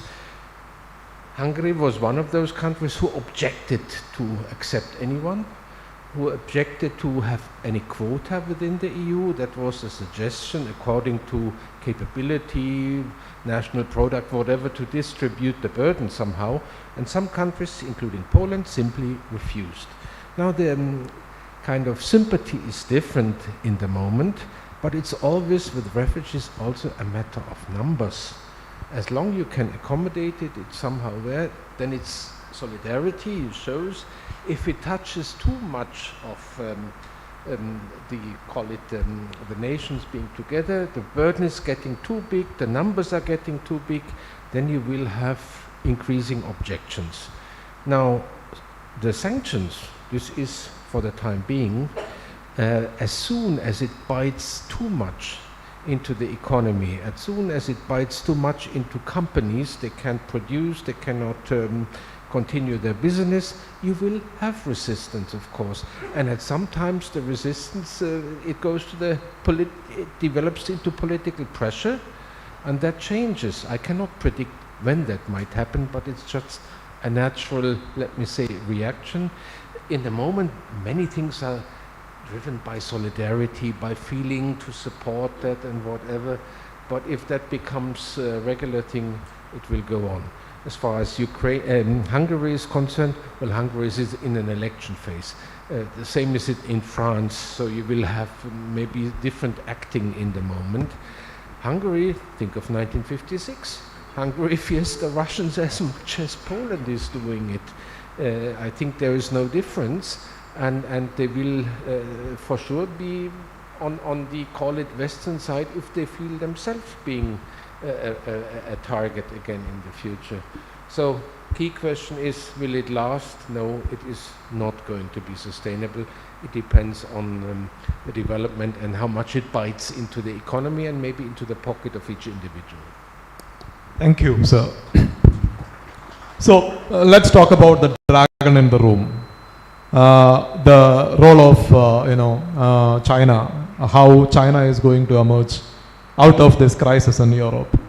Ambassador has already pointed out that Russia could grow increasingly, could be dependent on China. Once this crisis is over.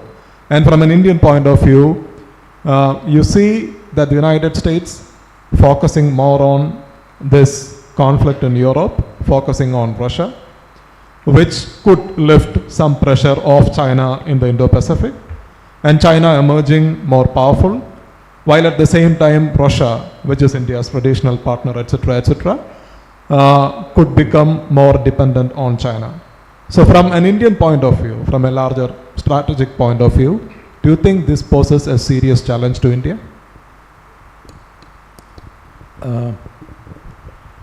Well, first let's look at China. I think it's a bit too early to make an assessment, because the final assessment on who wins and who loses will probably depend in some ways on what the outcome of this war is.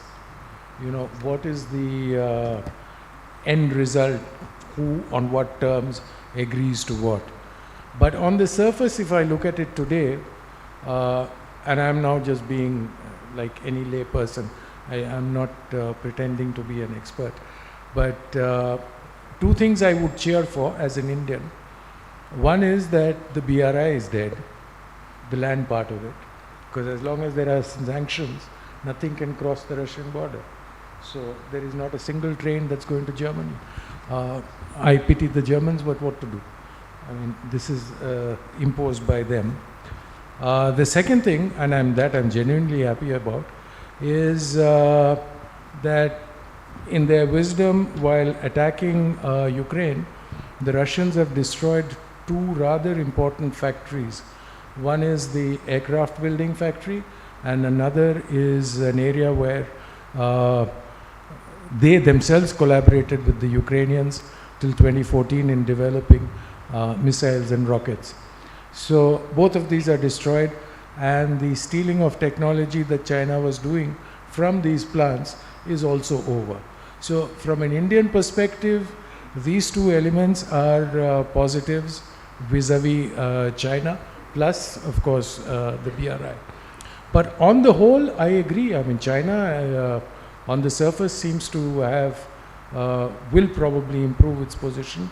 Russia is likely to get more dependent, but fundamentally, the longer the US is distracted by Europe, that much more breathing time China gets. And China should be able to utilize this breathing space to try and normalize its relationship with India, or at least reduce the tensions, try and reduce some of the other tensions it has on its borders, and focus on its principal challenge. So if the Chinese go down that route, it may be in some ways beneficial, but I'm not a China expert. General Narasimha is here. He will tell you much better than me what that means for India. Thank you, sir. There is one question from the audience. R. Padmeshchari to the ambassador.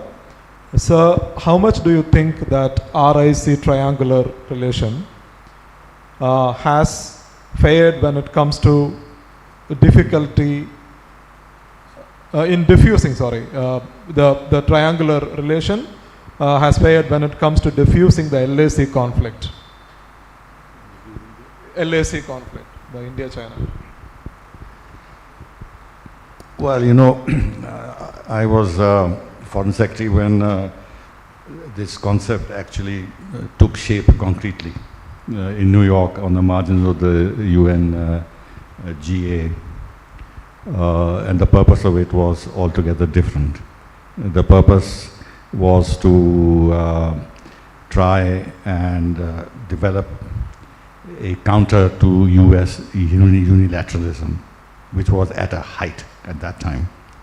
And that three non-Western powers get together and begin to pronounce on international governance, reform of the international system, more say in the international governance to non-Western countries, developing world and all that.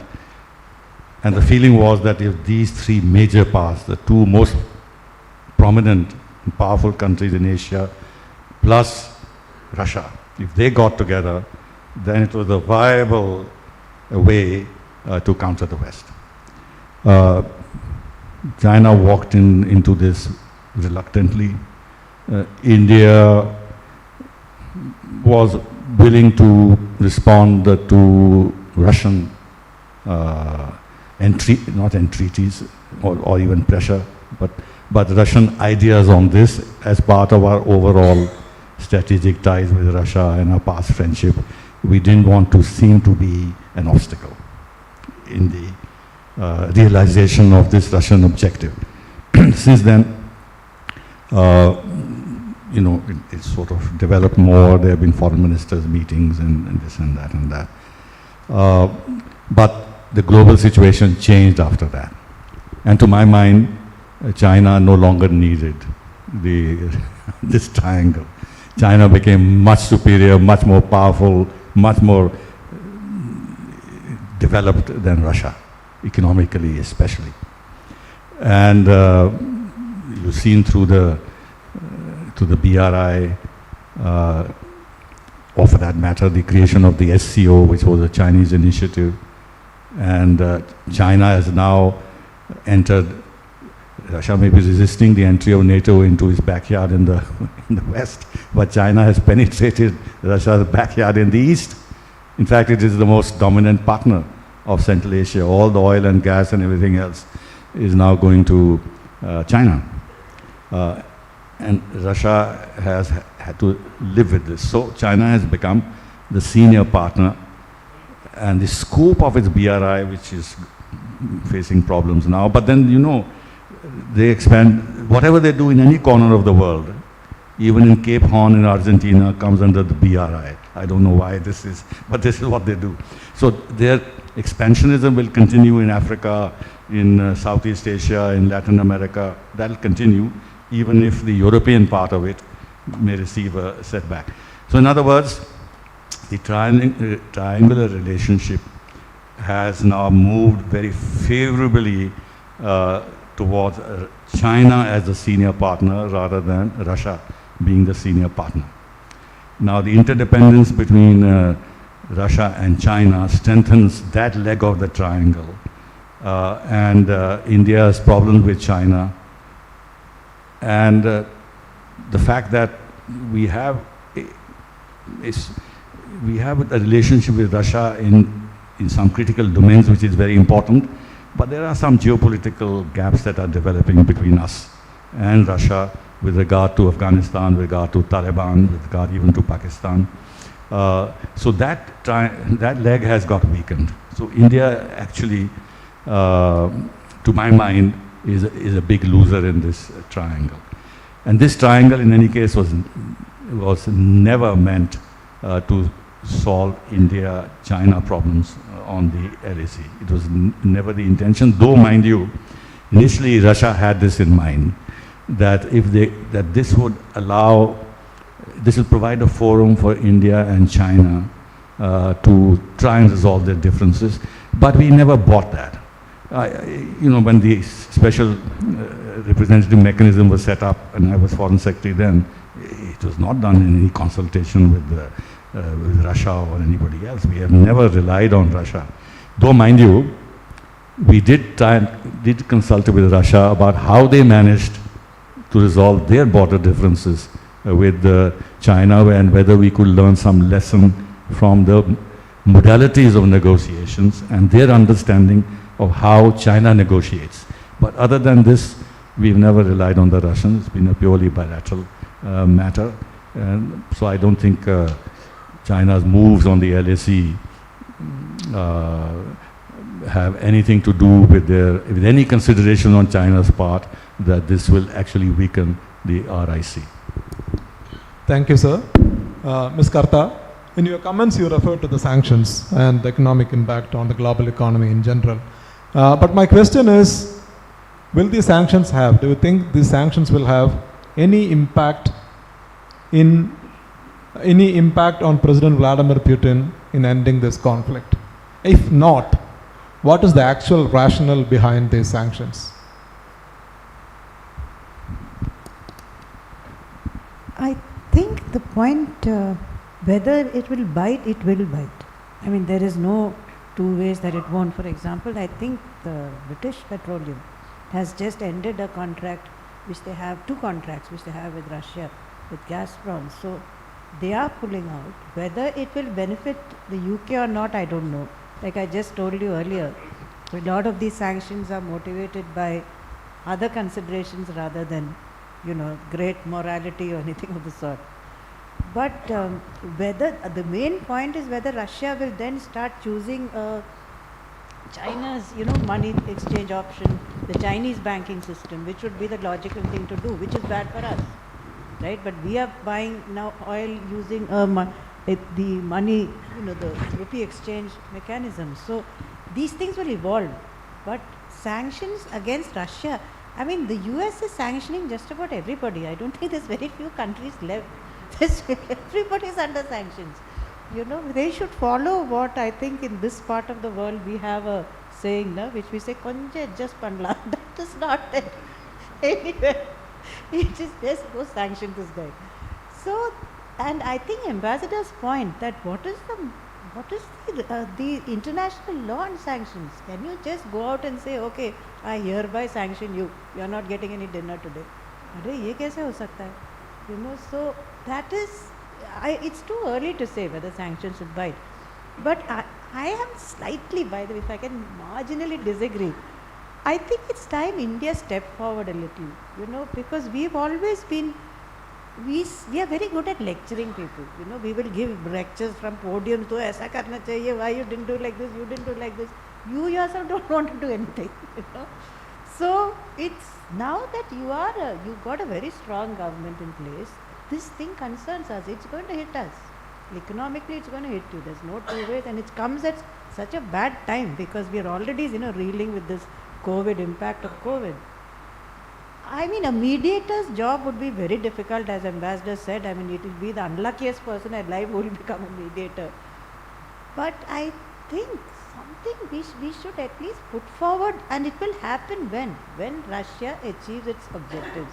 And this is what we should remember is that this is a limited war. This is not an all-out war. So there are limited action, limited use of weaponry, and limited objectives. That is very clear. So once Russia, you get an idea that Russia has reached its objectives, limited objectives, then you can start negotiating, because anything which has to go through the UN, it needs Russia's approval. It's as simple as that. Will Boris Johnson listen to us? He's not listening to anybody. He's not listening to even to his own party members. It's a difficult task, but I think it's time he's kind of stepped up a bit. It's time we stop lecturing and just, standing aside and saying kuch nahi ho sakta. Thank you, ma'am. General, just coming to you again. If you look at the Russian advances, the Russians opened 3 axes at the beginning. From the north, they moved towards Kharkiv, and in the east in Donbass and Lugansk, and in the south from Crimea, they went northwards. And then, there were speculations that the Russians wanted to take Kyiv.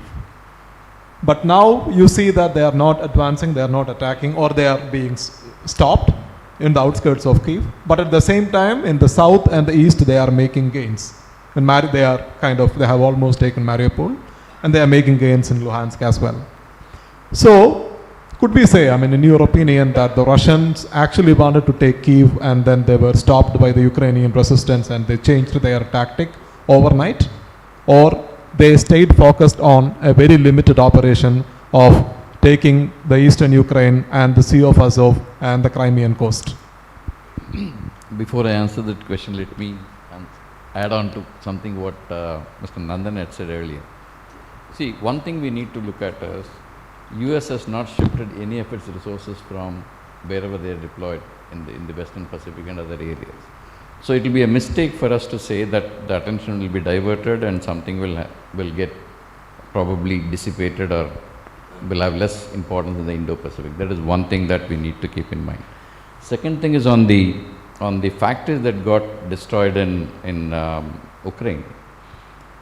Antonov factory as well as the missile factory, Chinese don't import anything from there. They have stopped importing from, hold on.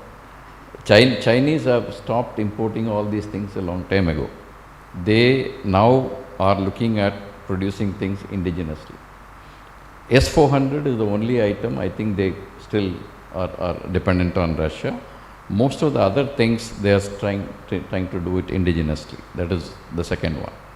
Third thing on Central Asian republics. While the Central Asian republics are clearly dependent on China for economic reasons, on strategic and security related issues, they are still looking at Russia. So this differentiation that we need to understand. So this creates certain amount of dependency on Russia. Like for example, when Kazakhstan, they had a problem recently, it was Russia which sent the police forces there. So this is a differentiation that we need to keep maintaining. Coming to your question now on what's happening in Ukraine now. See, the initial thing was that demilitarization of Ukraine forces is something which Putin had mentioned, and he came to do that. But unfortunately, or fortunately for him, or unfortunately for him, what has happened now is, today, there is so much of weapons that have come into Ukraine from others.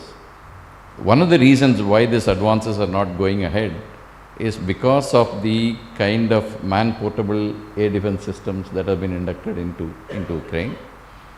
The kind of, like for example, Turkey was in discussion a little while earlier. While Turkey has not sanctioned Russia, the effective drone that is actually being used by Ukraine is Turkish. So the thing is that while some countries are playing it both ways, as far as Ukraine is concerned, his aim was to change the regime, put a regime of his own, and then demilitarize. He called it denazification, but demilitarize Ukraine. I think that seems to be a little far-fetched at this point in time. That is number one. Number two, when will this whole thing stop, or what will satisfy Russia to come to some kind of an understanding, or two things. One, if Ukraine at some point in time says, okay, I'll be neutral, and he is insisting on the Finland and Austrian model, even if that is not so, somewhere down the line, if they can come to an understanding on neutral, Ukraine being neutral, that is one way. The other thing is that he takes the entire part of, the important part of Ukraine. Western part, like the ambassador said, it is not going to be possible for him to take it on. It's a 2,000 kilometer long kind of a territory. So, to cut the answer short, one thing is, if there is an understanding between these two on certain things which both can agree upon, things will come to a conclusion.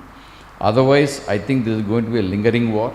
Nobody is going to predict. Even if today we say that Russia will win this war, you will be prepared. You should be prepared to face a long-term insurgency from Ukraine, and that is going to be extremely nasty, because insurgencies are very, very difficult to handle.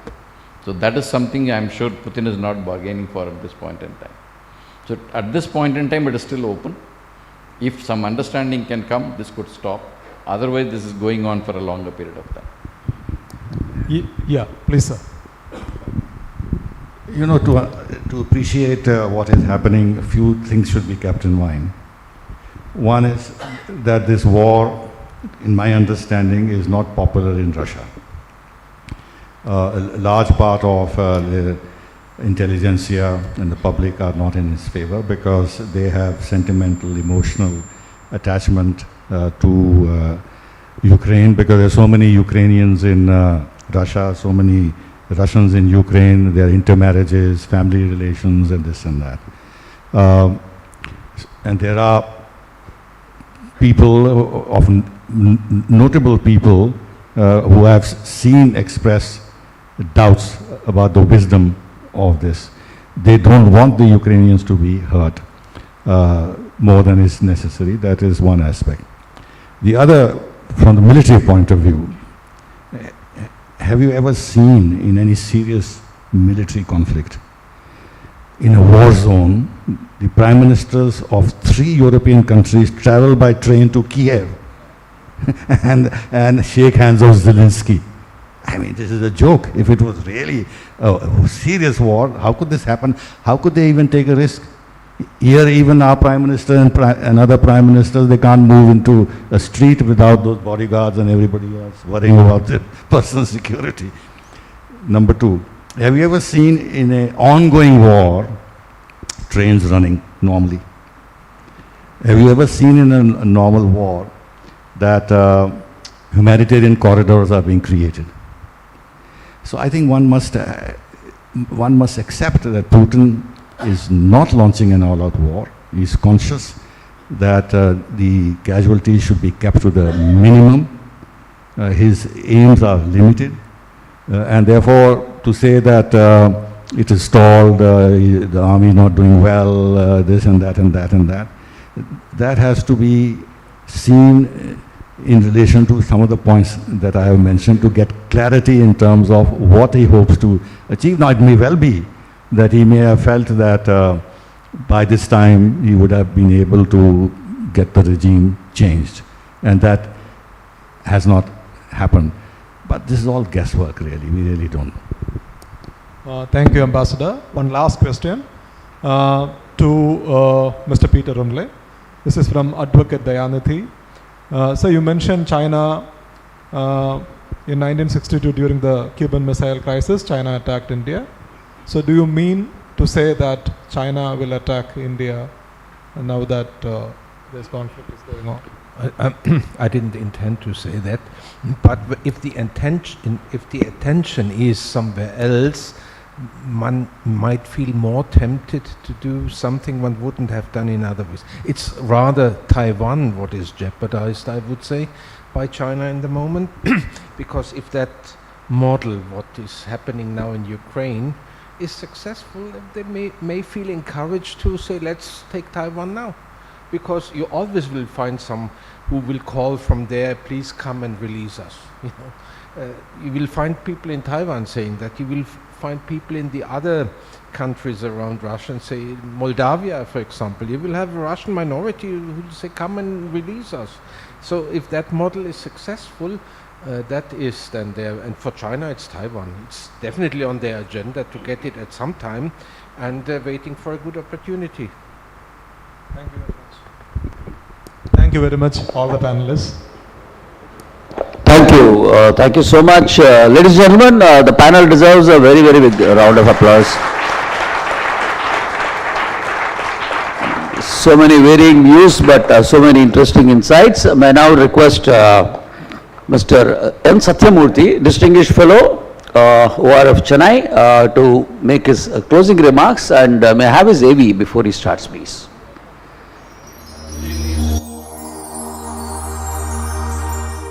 Mr. N. Satyamurthy, Distinguished Fellow and Head, Chennai Initiative, ORF. N. Satyamurthy, a veteran journalist and political analyst, is at present Distinguished Fellow and Head Chennai Initiative, Observer Research Foundation.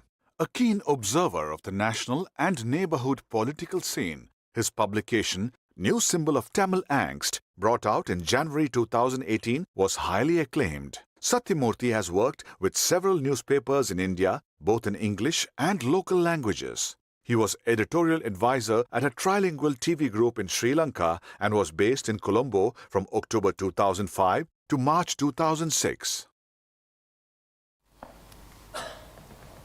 Good evening, everybody, and thank you, panelists and Ambassador Mr. Peter and Pankaj. All of you have made a very, very comprehensive and interesting and informative session in the last about 2 hours, not more. And I think we are all going to be wiser for the time spent here. The topic, Ukraine crisis, is going back to Europe. Definitely it has. That doesn't mean China is not there, India's concerns about other things are not there. But there are questions which Ambassador Sibal made a passing reference to. Are we looking at a diminishing dollar or the role of a diminishing role for dollar? Maybe it will require a separate session, maybe a little down the line. 2, there was a suggestion that India should mediate. We have a principled stand that we won't allow others to mediate in our bilateral affairs with our neighbors. If we are going to start doing this, are we ready to accept US or someone else mediating in our problems with China or Pakistan? I think that is one question we will have to answer ourselves before we proceed in the matter. Otherwise says, we are not getting enough information or all the information. And as Ambassador and others rightly pointed out, international, in war and love, here war, and international politics, there is no morals. Morals is a weapon used by the victorious who rewrite the history that we have known. But can nations take a decision based on the morality lines used by people? I am not talking about the US or Europe or something else. But there is a basic debate that should happen across the world. Can liberal democracy or political morality as defined and redefined by certain countries and certain nations from time to time be used as a yardstick for other nations, particularly in our case India, to decide what we should be doing? As everyone on the panel said, ours should be based on our considered opinion on what is good for us. As the American presidents always say, this thing, American interest. Likewise, it's Indian interest that matter to us. But overall, yes, we got a very, very educative session here. Thank you all panelists. Thank you. Request you to stay on. May I request you to stay on, sir, for the presentation of memento as well. So, ladies and gentlemen, time to honor all the panelists who have come all the way to Chennai and be with us this evening. May I now request President of MA and Group Captain Vijay Kumar to hand over the mementos. First, keynote speaker, Mr. Kamal Sibal. Ladies and gentlemen, deserves a round of applause. Yeah, that's right.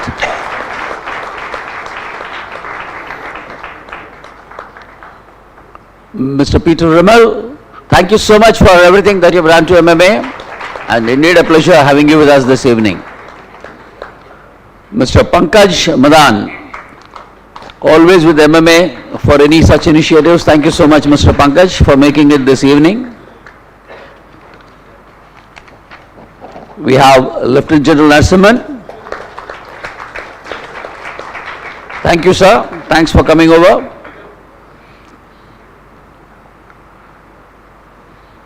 Ms. Tara Khatta. Thank you, ma'am. Thank you. Mr. Nandan Unikrishnan. Great having you with us, sir. Thank you so much for coming over all the way. And last but not the least, the moderator of the session who navigated the entire conversation so well, Mr. Stanley Johnny. Thank you so much, Stanley. You've been outstanding today. Right. Time for the vote of thanks, the formal vote of thanks. May I now request Group Captain Vijay Kumar to propose the vote of thanks. May I have his AV, please.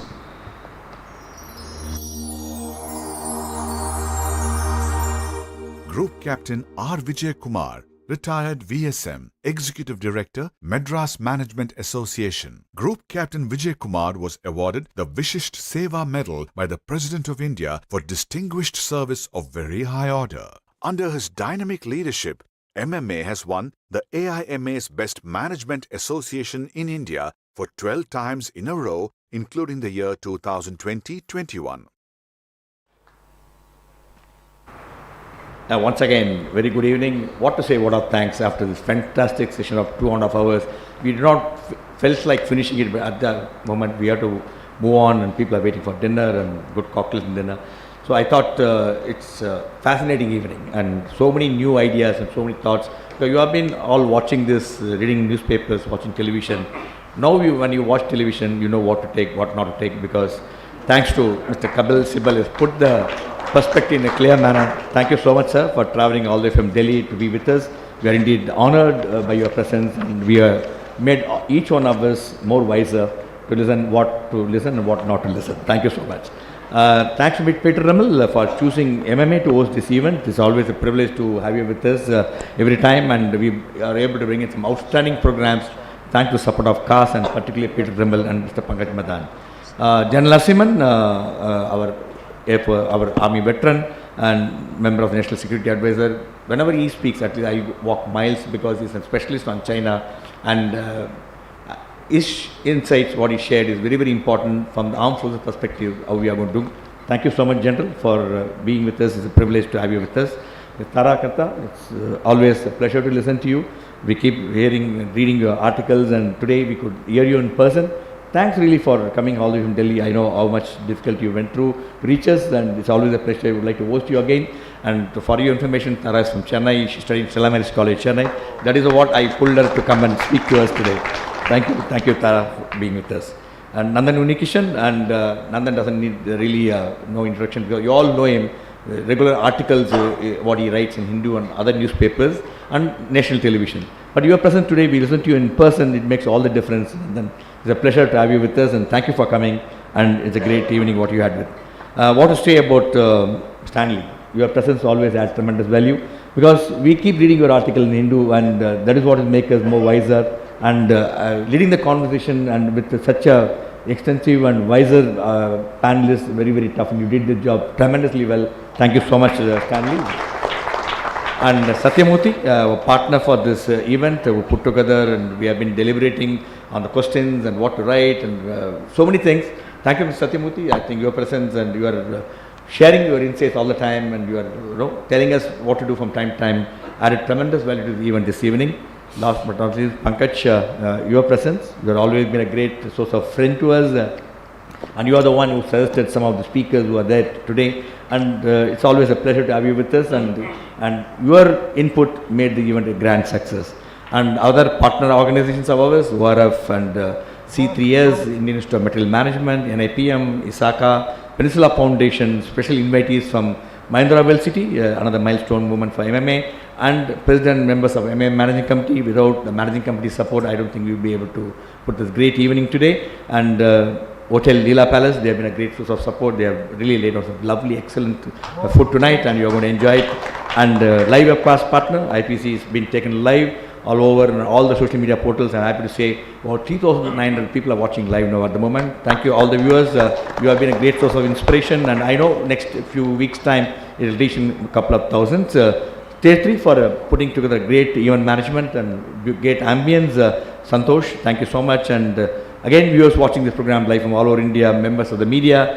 Last but not the least, my team MMA. They are the fantastic team who are behind me, bringing you day after week after month, there's some lovely programs we are able to bring it to you. It's an effort of Team MMA and Group Captain Vengat for ably leading the MC and making very good time management to finish within only half an hour over short. I think that is worth it. People are enjoying it actually.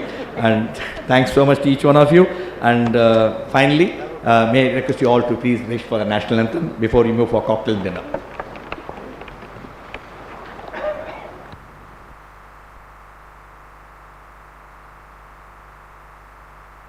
नायक जय हे भारत भाग्य विधाता पंजाब सिंध गुजरात मराठा द्राविड उत्कल बंगा विंध्य हिमाचल यमुना गंगा उच्चल जलधि तरंगा तव शुभ नामे जागे तव शुभ आशीष मांगे गाहे तव जय गाथा जन गण मंगल दायक जय हे भारत भाग्य विधाता जय हे जय हे जय हे जय जय जय जय हे. Ladies and gentlemen, please join us for the cocktail dinner and have a great evening. Thank you again, once again for joining. Till we meet again, bye-bye.